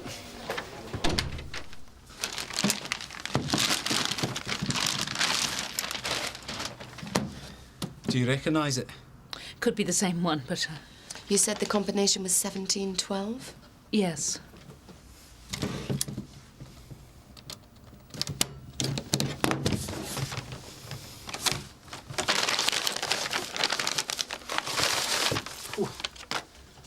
That looks like 50 grand to me. Is that George's handwriting? Yes. Can I open it? Go ahead.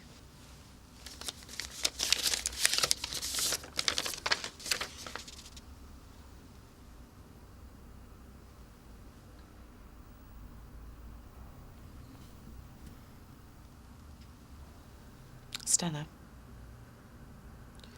Can I see it?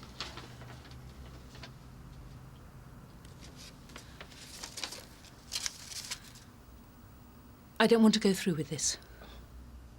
You mean drop the charges? Why?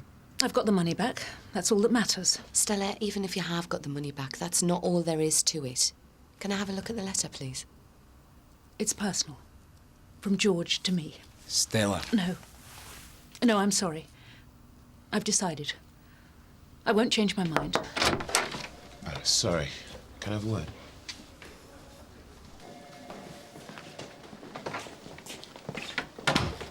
Your bloke's just turned up. Reardon. What? Where? For an office. Just walked in and asked for you both. Is there anybody with him? What do you mean, so he doesn't kind of walk away again? Which way did he go? Which way did he go? He didn't walk away. Just disappeared. All right. Listen, Gary, do us a favour. Stella Kaufman's in there. Get her a cup of tea or coffee. Tell her we'll be back in a couple of minutes to take our withdrawal statement. OK. And don't tell her about Reardon, OK? Trust me. Maybe we should tell her that he's here. She might change her mind about withdrawing the charges. You really think so? It might. What? Duncan, it's obvious. She's still in love with him. Oh, never mind. Come on.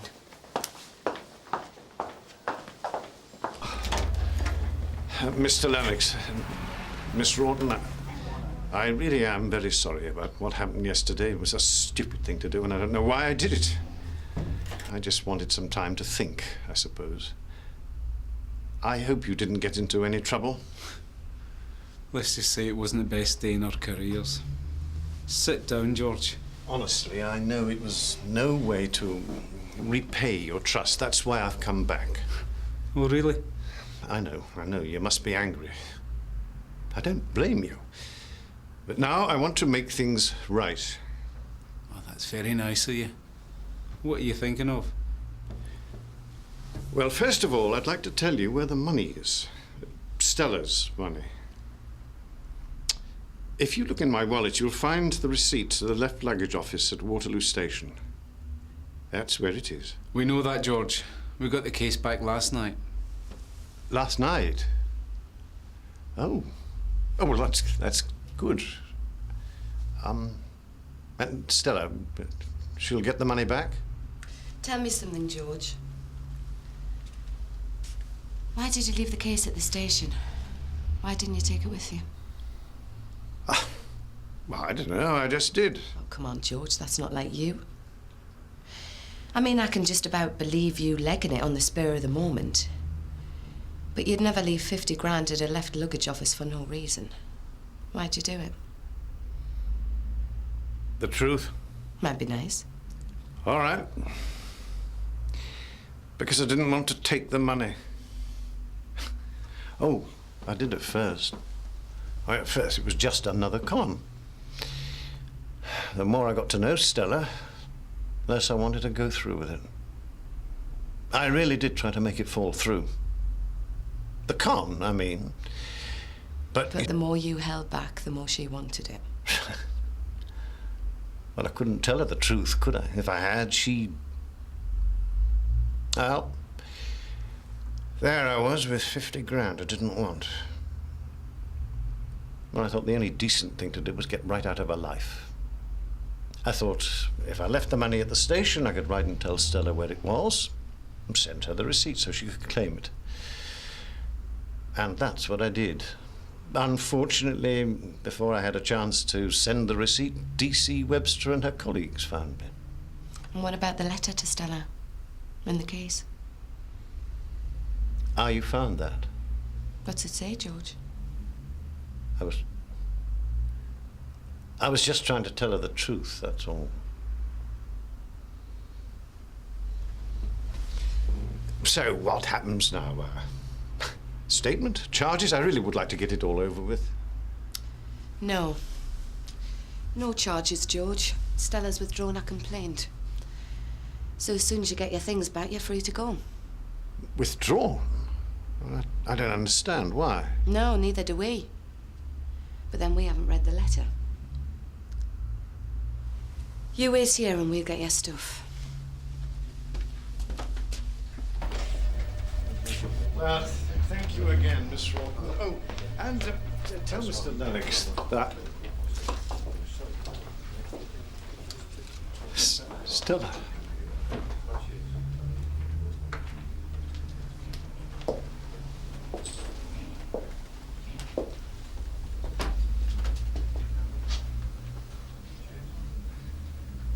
Did you mean it?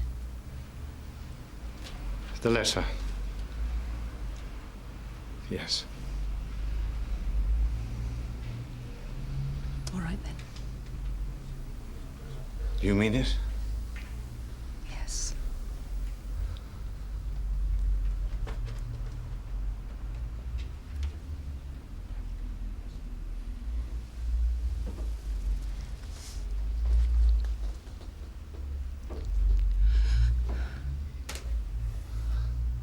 The car's outside. I think think we should go. Yes.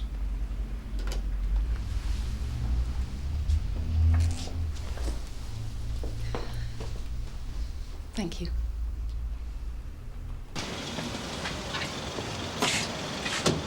I don't believe I'm seeing this.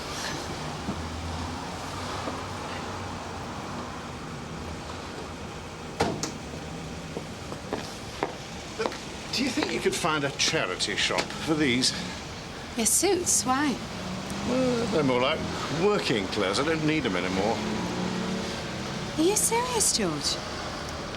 Stella means that much to you that you're going to give up the con?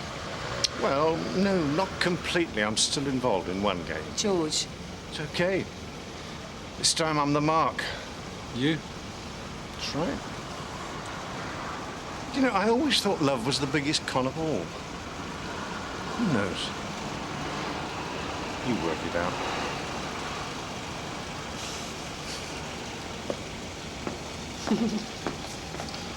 Well. Well, what? Come on, it's obvious. We've been had over.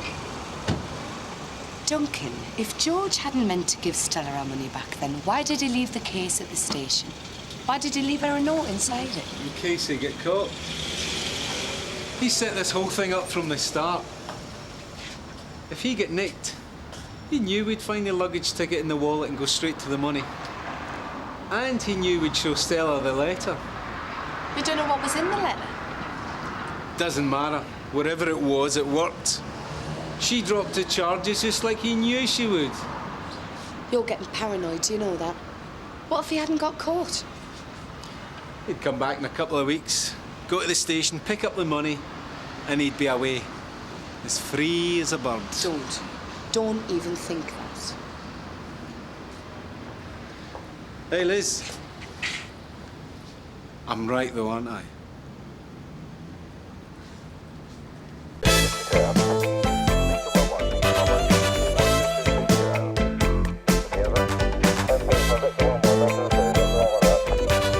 Yes, you beauty. Great. Good morning to you. What's making you so happy? Ear prints. Ear prints? It's in the job. This is a great magazine.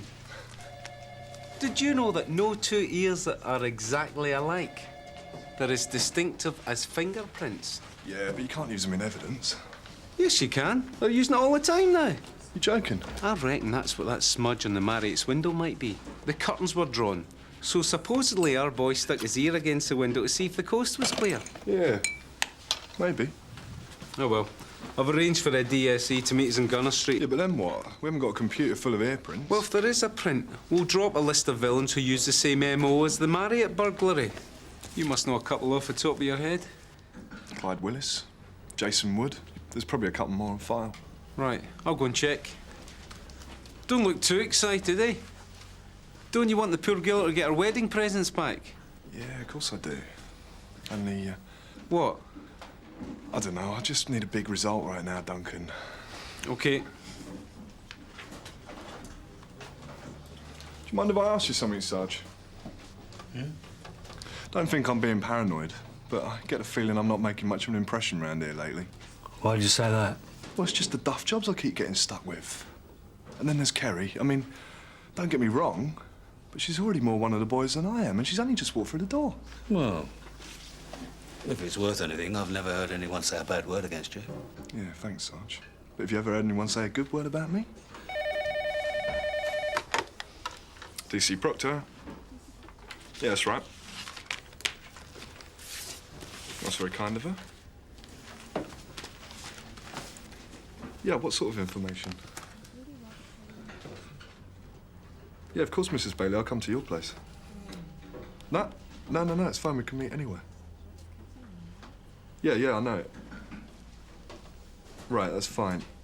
Yeah, in an hour. Right, That's a bit weird. What? Nita Bailey. Who's Nita Bailey? Friend of Mrs. Marriott. You know, the woman whose daughter had her wedding presents nicked. Seems she told Mrs. Bailey that I was kind and sympathetic. There you go, then. You see, you really are appreciated. Well, it's just she wants to tell me some information about a very serious crime. What crime? I don't know, she wouldn't say on the phone. Can't see anything weird in that. Well, no, it's just when I said to her I'll go to her place, she got really panicky. Said she wanted to meet at Brack's Cafe. Well, so go. Well, sounds a bit James Bondy, though, don't you think?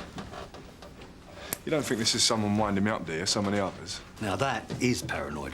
So how did you manage to pull the wool over this one's eyes, Dave? Well, we were shifting these vehicles because of the burst water main in Mercy Lane, right? And, well, I don't know why, because all he said was, "Can you move your car, please, love?" And, well, her heart melted, didn't it, Dave, eh? Leave it out. I'm taking her ice skating. There's no big deal. Ice skating? Yeah, it's the only way you can get him to fall for it. Excuse me, guys, did I hear you say you were repositioning cars in Mercy Lane yesterday? Yeah, that's right.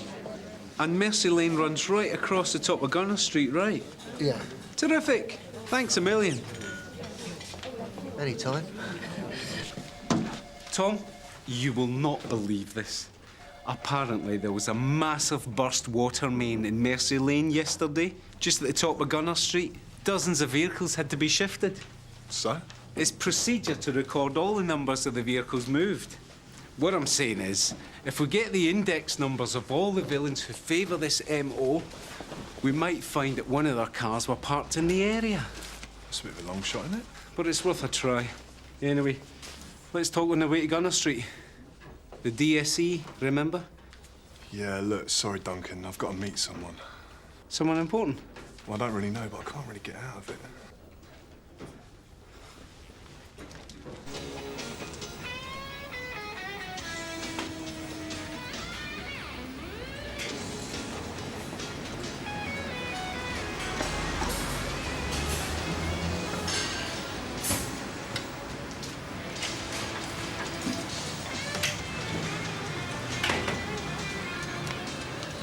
Detective Constable Proctor. Hi. Mrs. Bailey. Take a seat. Thanks. Can I get you anything? Cup of tea would be nice. Can you make that 2 more teas?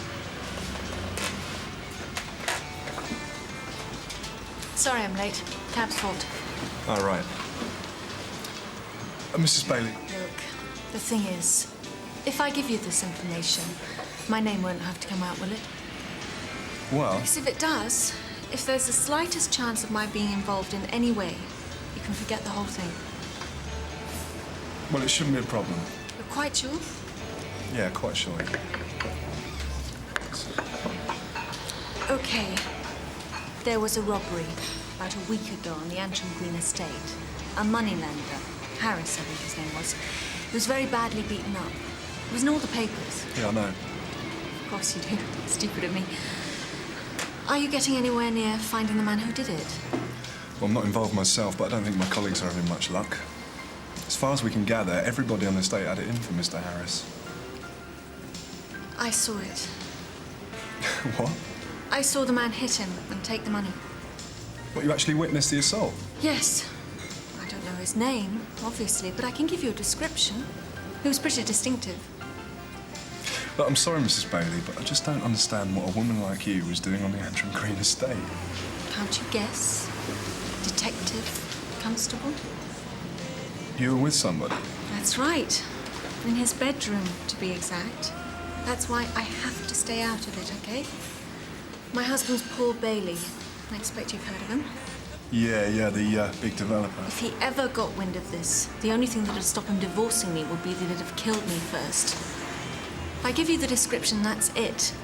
No question of my picking him out of a lineup or whatever it is, let alone going to court. Yeah, sure, that's understood, Mrs. Bailey. All right. He was a big man. Tall, big broad shoulders, pale skin, bright red hair. You were right, Duncan. And it's a good one.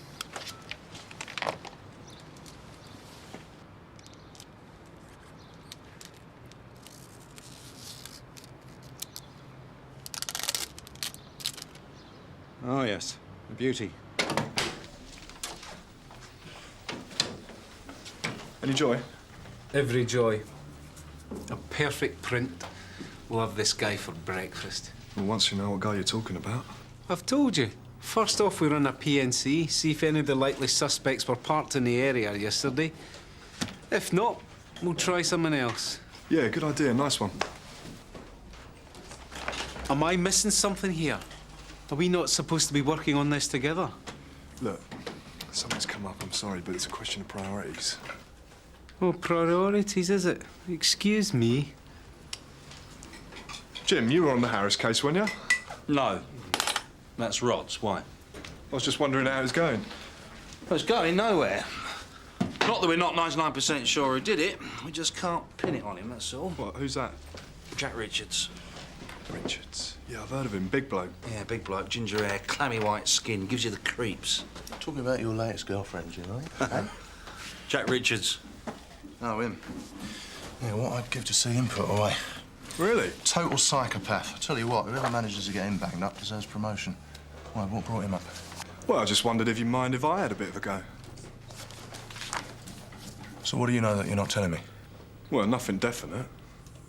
I mean, if you want me to stay out of it... No. You go ahead. You show us what a clever boy you can be, eh? K537EYK. No, sorry, Duncan, no joy. All right. Stan Noakes, G936FTH. Yep, here we are. Parked in Mercy Lane, 13:45 yesterday. The right place at the right time. Polly, you are a wonderful woman. Don't let anybody tell you different. We're investigating a burglary, Mr. Noakes. Can you tell me where you were yesterday afternoon? I haven't the vaguest. Your car was seen parked in Mercy Lane at 1:45 p.m. Well then, that's where I was, isn't it? What were you doing in Mercy Lane, Mr. Noakes? Fancied a drive, that's all. Around a residential estate? Is there a law against it or something? Did you go down Gunner Street at all? No idea. I wasn't looking at the street names. So you didn't approach number 12 for any reason? I didn't approach number 12 or any other number. I just walked around a bit and then drove home. Thank you, Mr. Noakes. That'll be all for now. What can I do for you, Tom? Yeah, could you just run a quick P&C check for me on Anita Bailey? It's present address 12 Luther Gardens. No, sorry, Tom. Don't be sorry, I was just playing it safe. I didn't want there to be anything on her. Making everyone happy today. Isn't that nice? Right, so you're absolutely sure you didn't see anything, Mr. Spencer? I mean, you've got a pretty good view of the assault scene from your front window. No, was that the back, more's a pity. More's the pity? You're the first person I've spoken to who didn't think Harris got everything he deserved. He probably did.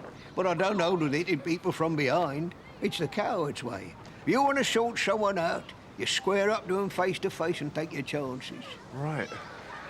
Well, you didn't see anyone else hanging about? There's people hanging about this estate all day long. Got nothing else to do. Well, anyone in particular? Yeah, Jack Richards. Who? I saw him all right, swaggering about. Well, doing what? Doing nothing. Just swaggering about like he always does. And what time was this? Dunno, half an hour for the ambulance, maybe? Well, would you be prepared to testify to this? Yeah, of course. I'm not scared of Jack Richards. Jack Richards? So? DC Proctor, son L. I want to have a word with you about a recent assault on Mr. Lionel Harris. I don't think so. I'm sorry? I've done all that. This is police harassment. Well, it's about your original statement. You said that on the day of the assault you stayed in bed all day. That's right. I had flu. I felt bloody terrible. What, and you never left the house? What is wrong with you? I've told you I was sick. I could hardly move. Right, let me get this clear. You state categorically that on Wednesday the 9th, you never left this house at any time. Do you want me to set it to music? Is that it? No, it isn't. I'm arresting you on suspicion of robbery and assault. You do not have to say anything, but it may harm your defence if you do not mention when questioned something which you later rely on in court.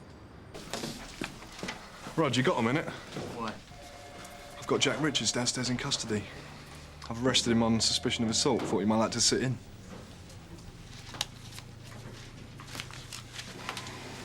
Mr. Richards, do you know Lionel Harris? I do.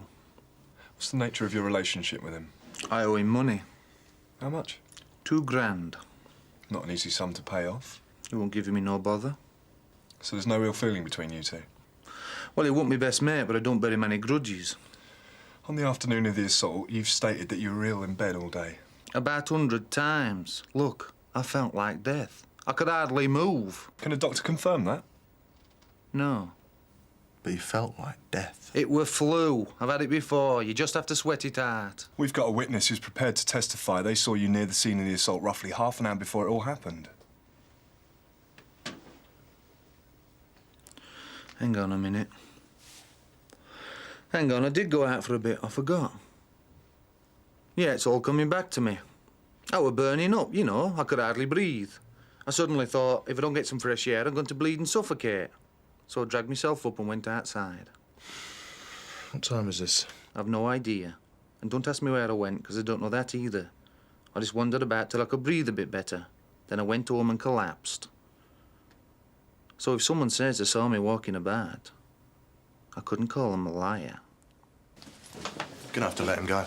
You're joking? All we've got is someone who saw him half an hour before it happened. That's literally all we've got. Well, why would Richards lie about not going out then? Oh, it doesn't matter. He'd probably say he forgot or something.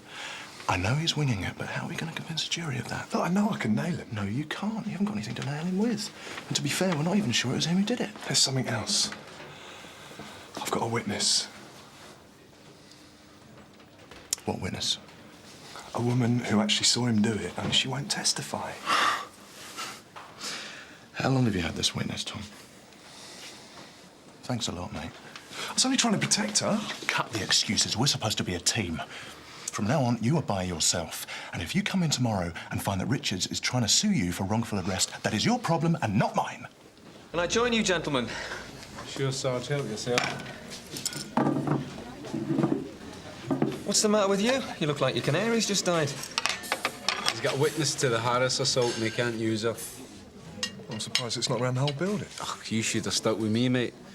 I'm off to the Area Forensic Science Support Unit. I'm going to learn all about ears. What for? You've already got a print. Yeah, I know, but the thing is, in the cases where they got a result, the suspects put their hands up when they saw the evidence. Yeah? But in a more recent case, this other bloke decided to plead not guilty, and the defence rubbished the evidence. And the jury bought it. Yeah, well, a jury would, wouldn't it?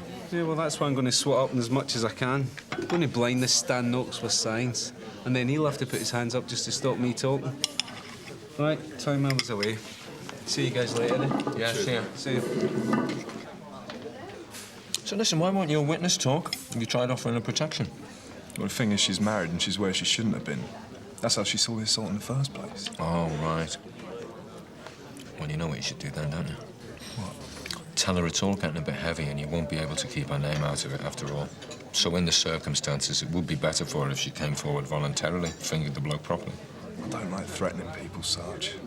You don't say anything you shouldn't. You just drop a few subtle hints like, no, it's out of my hands now. I won't be able to stop it happening. It's not really fair, though, is it, Sarge? So? What's fair? Did someone hold a gun against her head, force her to cheat on her husband? Yeah, but she didn't have to come forward. Look, Tom, all I'm saying is, if I had the choice between putting away a psycho before he smashes in someone else's head, or some bloke finding out his wife's done the dirty on him, I wouldn't think twice. It's up to you, mate. We're not all made the same, are we?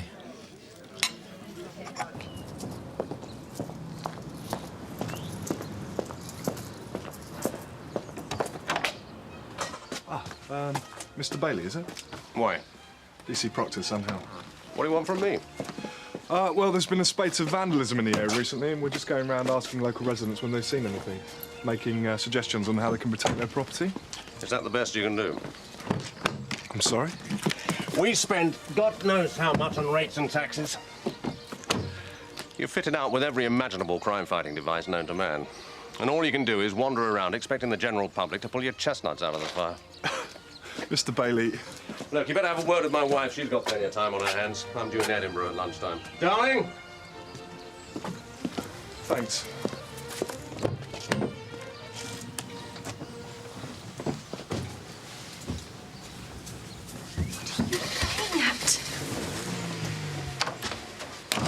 Why didn't you at least phone? I thought your husband would be at work.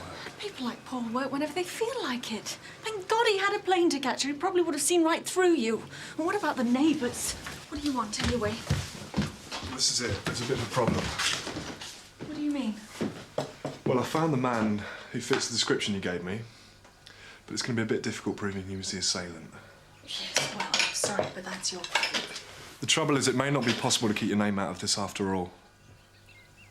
You promised. You gave me your word. Mrs. Bailey. I knew I should have kept my mouth shut. No. But I trusted you. You really seemed like a nice guy. Look, I should have realised there isn't a man on this planet who wouldn't put his stinking career ahead of behaving like a decent human being. Mrs. Bailey, I'm just suggesting it might be easier in the long run if you come along and help us convict Richards voluntarily. That's blackmail. No, I just thought you'd like to reconsider, that's all. But if I don't, you'll make good and sure it all comes out anyway. No, absolutely not. Then what are you saying? Look, how would you feel about coming and have a word with my boss? What? Inspector Deakin, he's a good bloke, straight as a die. Well, he's in the wrong job then, isn't he? Look, you can really trust him. If anyone can sort this mess out, he can. I'm not going to court. Yeah, that's understood once and for all. And I'm not going to go walking into a police station. Well, your husband's away. You could be coming in to report anything. The best thing would be for you to walk out of that door and for me to forget I ever laid eyes on you. Mrs. Bailey, you really don't want someone like Richards wandering around loose if you can prevent it. I know you don't. That's why you called me in the first place. It's your choice. Yes, well, maybe I overreacted. I thought I was going to have a fit when you and Paul walked right into each other. Yeah, I'm sorry about that too. But if we can just get our heads together with Inspector Deakin, we can come up with something that's best for all of us. Triangular fossa, the tragus, the antitragus, and in between them, surprise, surprise, the intertragic notch. Hold on a minute, darling, eh? Actually, Duncan, there's no need for you to write this down. All I'm demonstrating is that there are 18 distinct elements to the human ear, and they all differ from person to person. So the ear is as distinctive as a fingerprint. That's what you wanted to hear, wasn't it? That's exactly what I wanted to hear. I'm not sure exactly what sort of magic trick it is you want me to pull off here, Tom. Well, I'm not really sure either, Gov. I just thought if you could have a chat with her. Yes. All right, well, wheel her in as soon as she gets here. OK, that should do it. Oh, a crick in my neck there.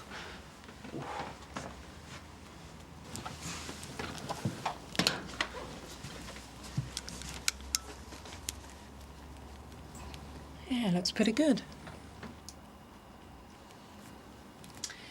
OK. Let's take some prints from your actual ear. No problem. How many are you going to take? 3 from each ear. One at light pressure, one at medium, one heavy. The ear distorts depending on how much pressure is applied to it, so you need to find as good a match as possible. Ready? Yeah.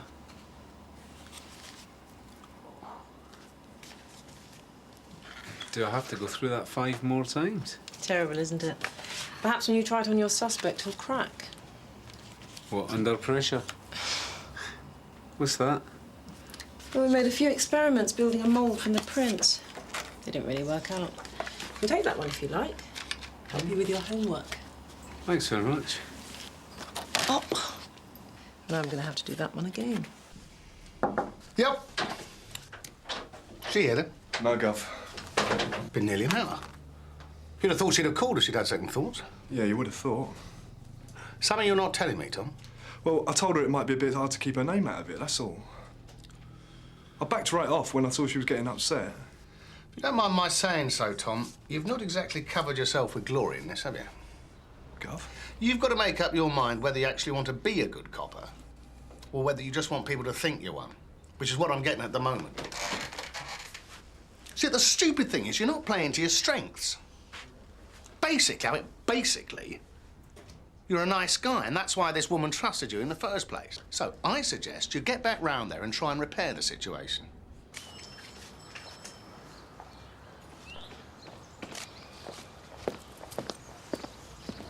She's gone. I'm sorry? She went 5 minutes after you were here before, in a tearing rush. Well, she didn't say where she was going at all, did she? Didn't say anything. She had a suitcase. Right, thanks. I've got to hand it to you, Tom. Certainly got away with witnesses. Especially when it's a woman. It's a real gift. Yeah, OK, point taken. Yeah, it's consistency, that's what counts. You see, some people are consistently successful, whereas others are... I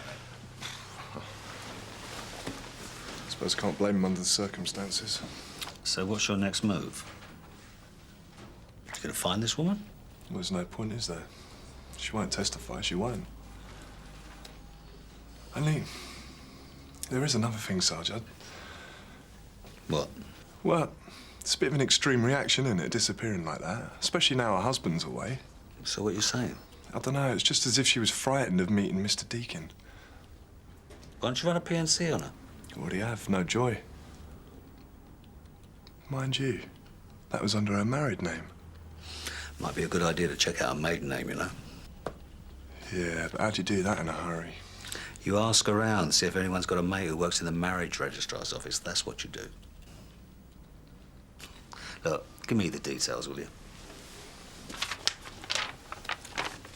Thank you, Judy. I've learnt hell of a lot today. Listen, Duncan, one thing. I don't want to dampen your enthusiasm, but I won't get your hopes raised too high. Yeah, I know. I heard what happened last time out. Well, it's new, you see. It's not like fingerprints, which the great British public have grown up with. I mean, I'm not saying you'll lose it if it comes to court. I'm just saying there's a real possibility. Listen, Judy, when it comes to it, who do I actually get to do the prints? Well, you'll need an expert, obviously. Yes, all right, I'll do it. Yeah. Tom, what is it? I've just checked out Anita Bailey on the DIU, under her maiden name. Never guess what I found.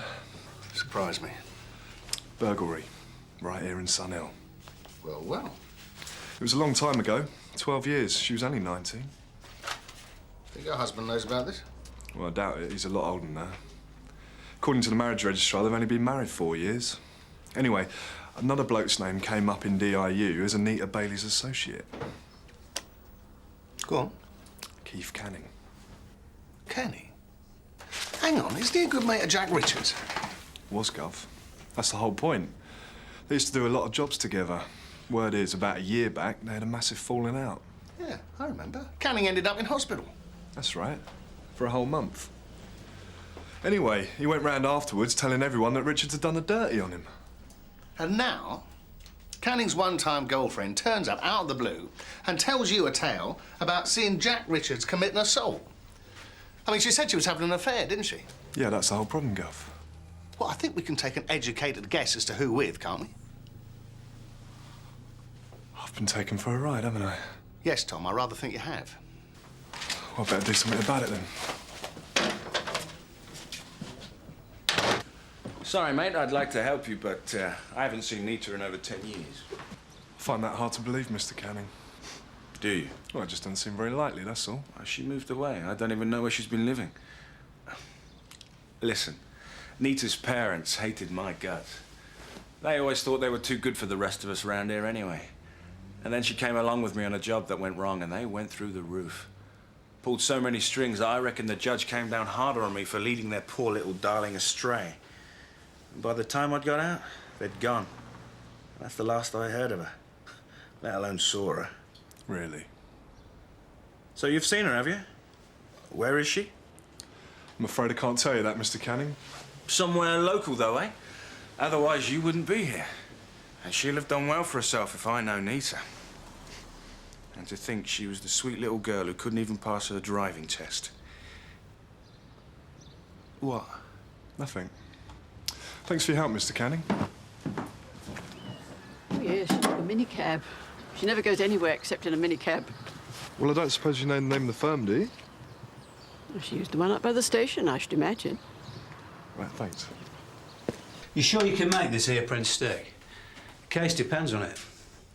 I don't want to sound negative, but we are in uncharted waters here, aren't we? Well, with respect, Gov, that's not altogether true. There's been 2 or 3 other cases already. What, successful cases? Mostly successful, yeah. I don't want to spend a lot of time and energy to end up with egg on our faces. I can make it stick, Gov, I'm sure I can. Well, if you can't fail, you won't mind if I sit in with you, will you?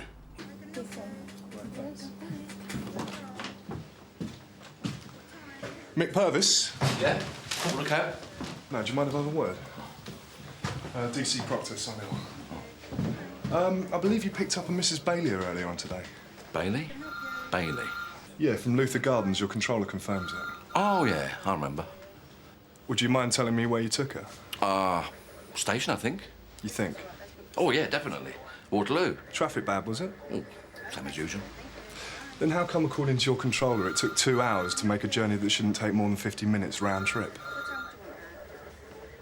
What did she pay you, Mick? I hope it was worthwhile. Look, she didn't say nothing about the police. I just thought she was trying to keep her husband off her back. So where did you take her? The Besborough, OK? Swanky Hotel up in Essex.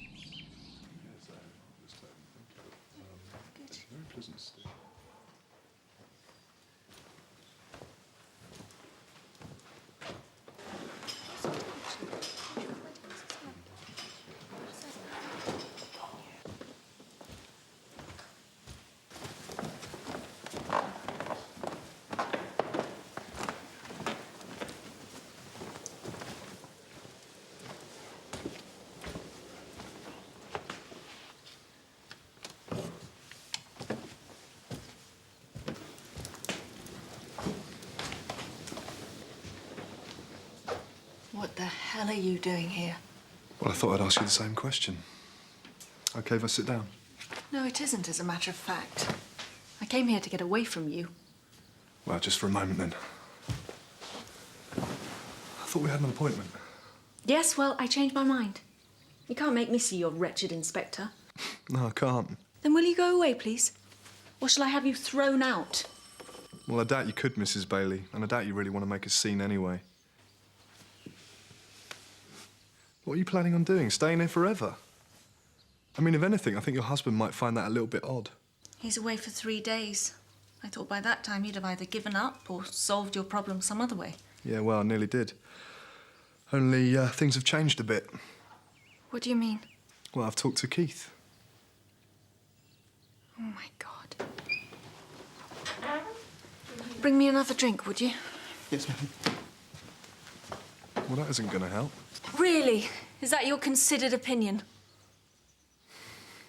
Oh, I've been such a bloody idiot. Look, Mrs. Bailey, I don't know the exact truth of it, but if Keith Canning's misled you somehow, then the best thing you can do is tell me all about it.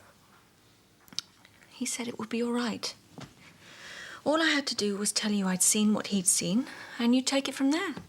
He said you'd listen if you got it from someone like me. Well, I believe you're telling me the truth as far as you know it. But as for Keith actually having witnessed the assault, I think that's very unlikely. Yes. Well, you're probably right. He's a liar.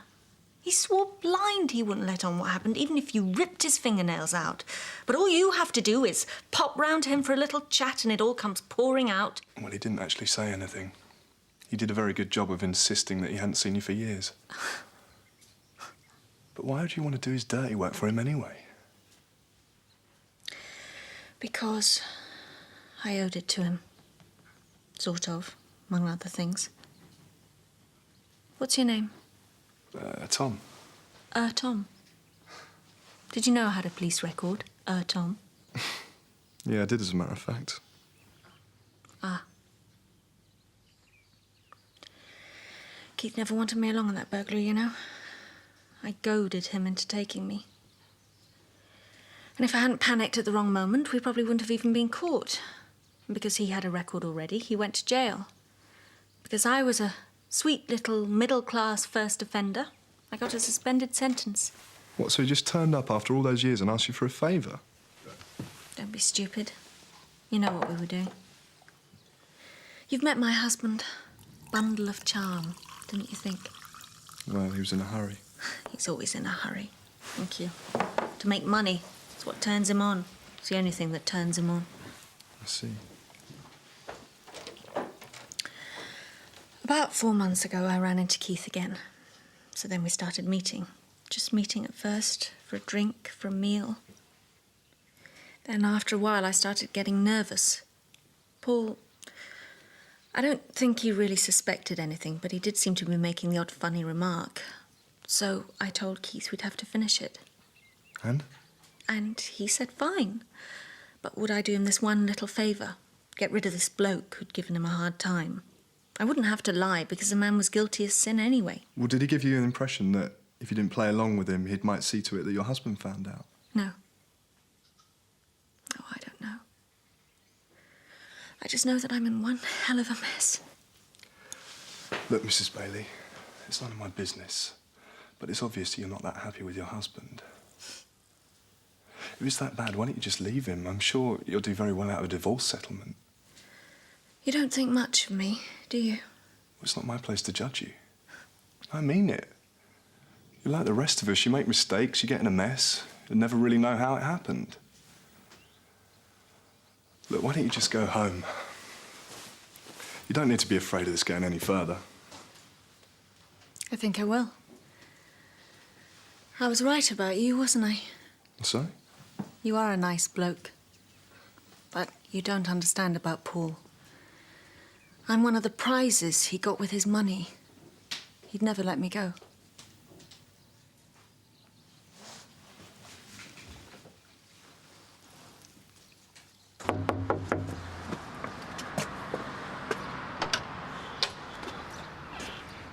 Yeah, can I have another word with you, Mr. Canning? I'd like to come in for a moment, please. No, you can't. Clear off. What? I said clear off, copper. You're nicked. You agree your car was in Mercy Lane the day before yesterday, Mr. Noakes? Yeah. And you maintain that you simply went for a drive, stopped your car at random, and took an innocent stroll round a residential area? Yeah?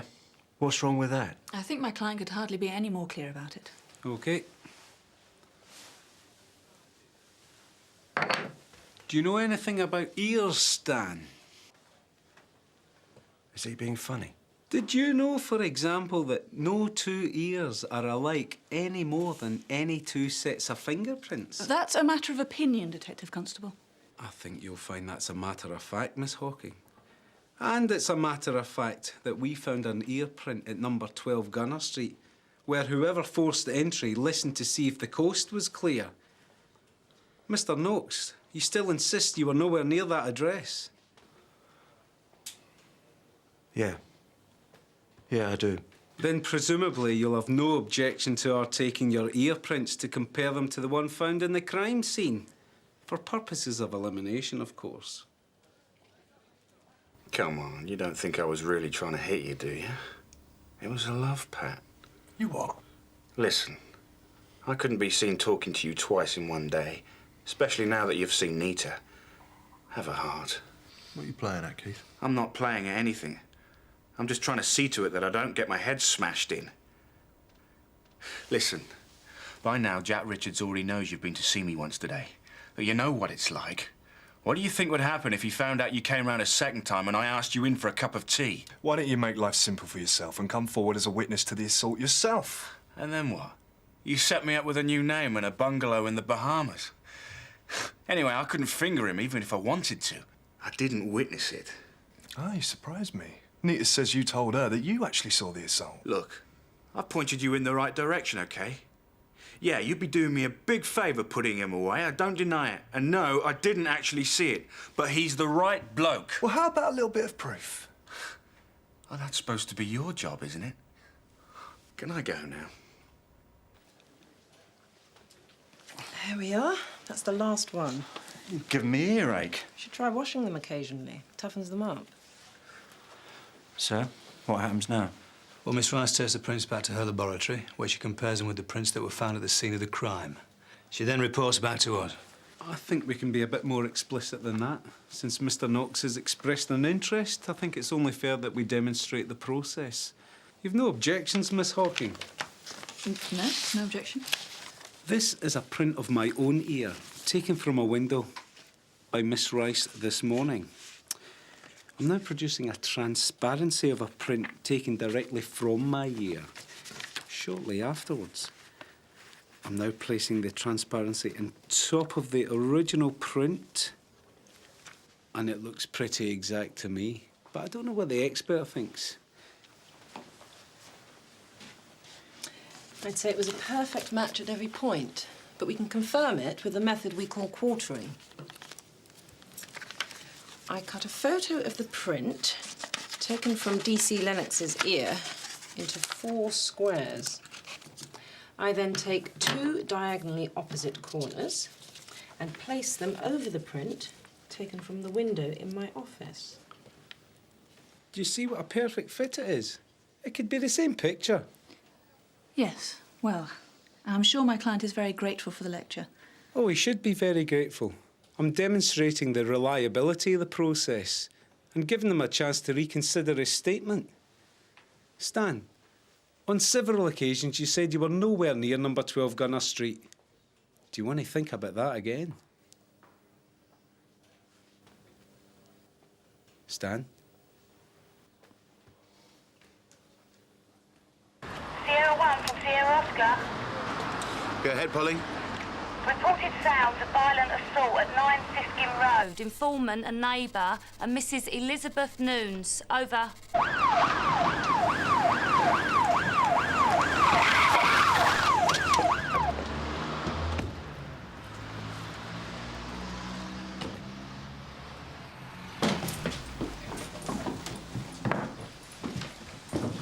Sierra Oscar 595 receiving. Go ahead, Tony. What is it the neighbour said exactly, Pole? Just they'd heard a racket like someone was being really hurt. Tony. Sierra Oscar 595. Go ahead, Tony. Ambulance, please, 9 Siskin Road. Got one male with head injuries. So what, he just put his hands up, did he? Yeah, I blinded him with signs. Oh, yeah? Sure. The last guy in his position pleaded not guilty and a jury let him go. Anyway, nice one, Dunk. Cheers. Well done. Yeah. Oh, and by the way, I'll be giving lectures on the latest weapon in the armoury of law enforcement in the Buzzard at 7 p.m. tonight. Price of admission, £1. Tom, you should have stuck with this. It was really interesting. Well, it sounds like you didn't really need me, Duncan. It sounds like you did really well. Ach, well. Go on. Tony's stamp's just been on. They found Keith Canning badly beaten up. Paramedics reckon he's been done over with a metal bar or something. Richards. Don't jump to conclusions. Well, I was talking to Canning earlier. He was already getting nervous that Richards might have twigged what he'd been up to. Obviously, he was right. Can I get over there? Oh, don't you go off at half-cock again. Well, he won't be expecting us straight away. If I can get over there at once, I might be able to catch him out somehow. All right. But be careful. Take Rob with you. Why should I have it in for Keith? You know why, Jack. Yeah, we had us differences, but we settled those months ago. Unless you know something I don't. Where were you at 4 o'clock this afternoon? Here. In bed with the flu again, were you? No, watching telly. Have you changed your clothes since then? Don't know about you, but we don't dress for dinner around here. But you had somebody with you, someone who can confirm your alibi. Why should I want an alibi when I haven't done out? Well, if you haven't done nothing, you won't mind us taking a look around then, will you? See if there's anything that connects you to the assault on Keith Canning. We can get a search warrant if you want us to. I don't care. Look round much as you want. Early stages yet, of course.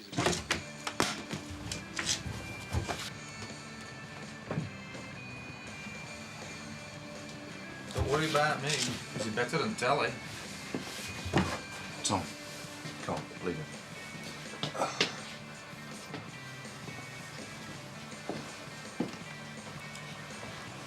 You stay there.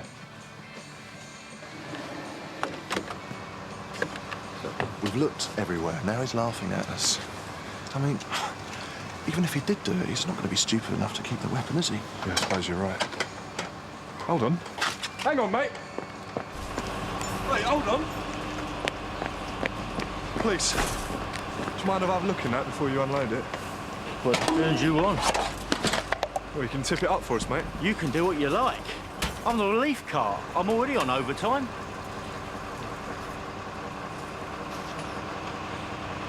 So long as you stick it all back in, no hurry.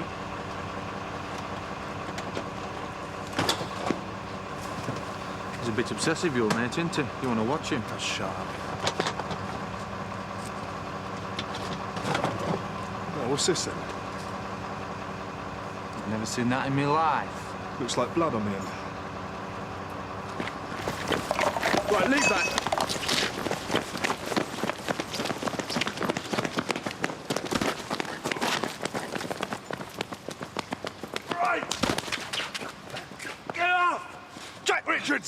That will mind you, scumbag! You put it there! You're fitting me up! Yeah, right, the dustman saw me find it. You're nicked.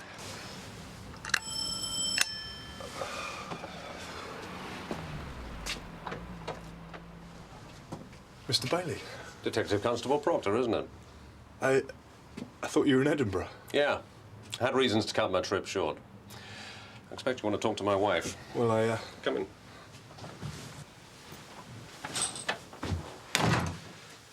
Don't worry. I know all about it.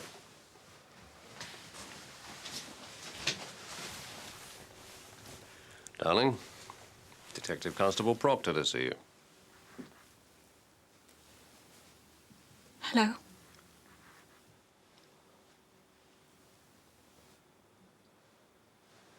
Mrs. Bailey, do you mind if I have a word with you in private? There's no need for that. I've told you, my wife and I no longer have any secrets from each other. Mrs. Bailey, are you sure you don't want to talk to me alone? What was it you wanted to say? Mrs. Bailey, I'm afraid I've got a bit of bad news. Well, please, don't keep us in suspense.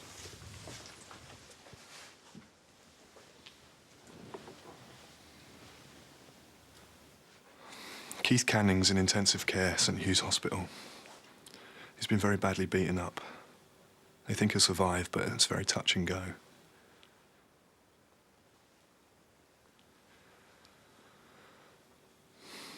Mrs. Bailey? Yes, I heard you. Mrs. Bailey, you're not very well. Thank you, I'm fine. Poor Keith. Lovely people my wife mixes with. Have you got the person responsible? We have a suspect, yeah. I'm very sorry about Keith, Mrs. Bailey. My wife obviously nurtures some feeling for this man. I'm sure you'll understand if I don't share her distress. I don't suppose you would, sir. No, I don't. I blame him for taking advantage of my wife's vulnerability. The way I see it, a nasty piece of work got what was coming to him. As a result of which, a no doubt equally nasty piece of work has been taken off the streets. I'd have thought, all in all, you'd have been pretty pleased with yourselves. And now, if there's nothing else, perhaps you'd be kind enough to leave us alone.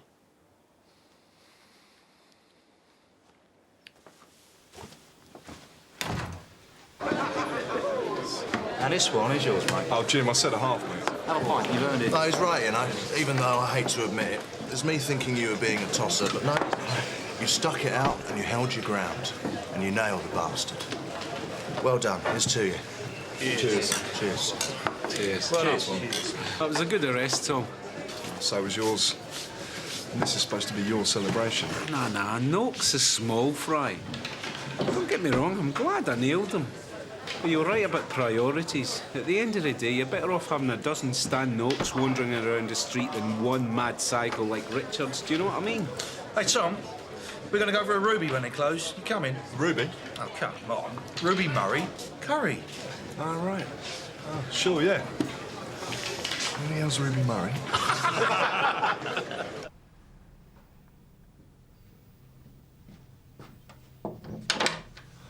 Gov. Tom, I thought you'd be out celebrating. Yeah, I was, only, can I have a bit of a word? Sure. Sit down.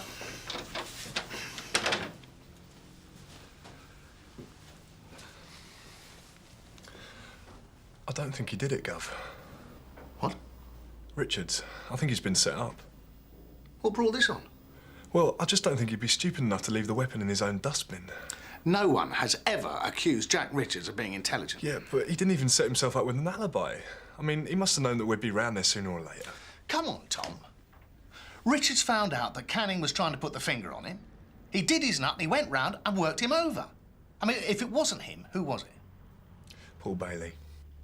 What? I mean, not him personally, but a man like that with his money and in his kind of business, he'd be able to get hold of some heavies to do his dirty work. What on earth would Paul Bailey... Oh, of course. Silly question. I was round there early tonight, Gov. He knows all about his wife and Canning. What if he hired someone to check up on her?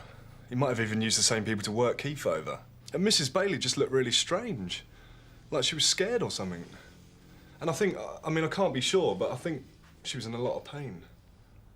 All that says is that her husband is violent. And I'm sure she already knew what had happened to Keith. I expect him in taunting her, boasting about it. Tom, you don't know that. Well, no, but... And even if you're right, how do you prove it? The thing is, Gov, I think my best bet's Mrs. Bailey. She didn't like her husband before. Now it looks as if he's beating her up. Has her friend half killed. If I could just talk to her, I'm sure she'd be prepared to help us. And grass up her husband? Well, look, I've built up a really good relationship with her. She trusts me. I'm sure I can persuade her that what's good for us is good for her, too. Well, it's up to you, Tom. If you think it's worth it. Gov? Paul Bailey is a powerful man with influential friends. Jack Richards, on the other hand, is a psychopath who belongs behind bars. So, no one's going to love you if you set him free. But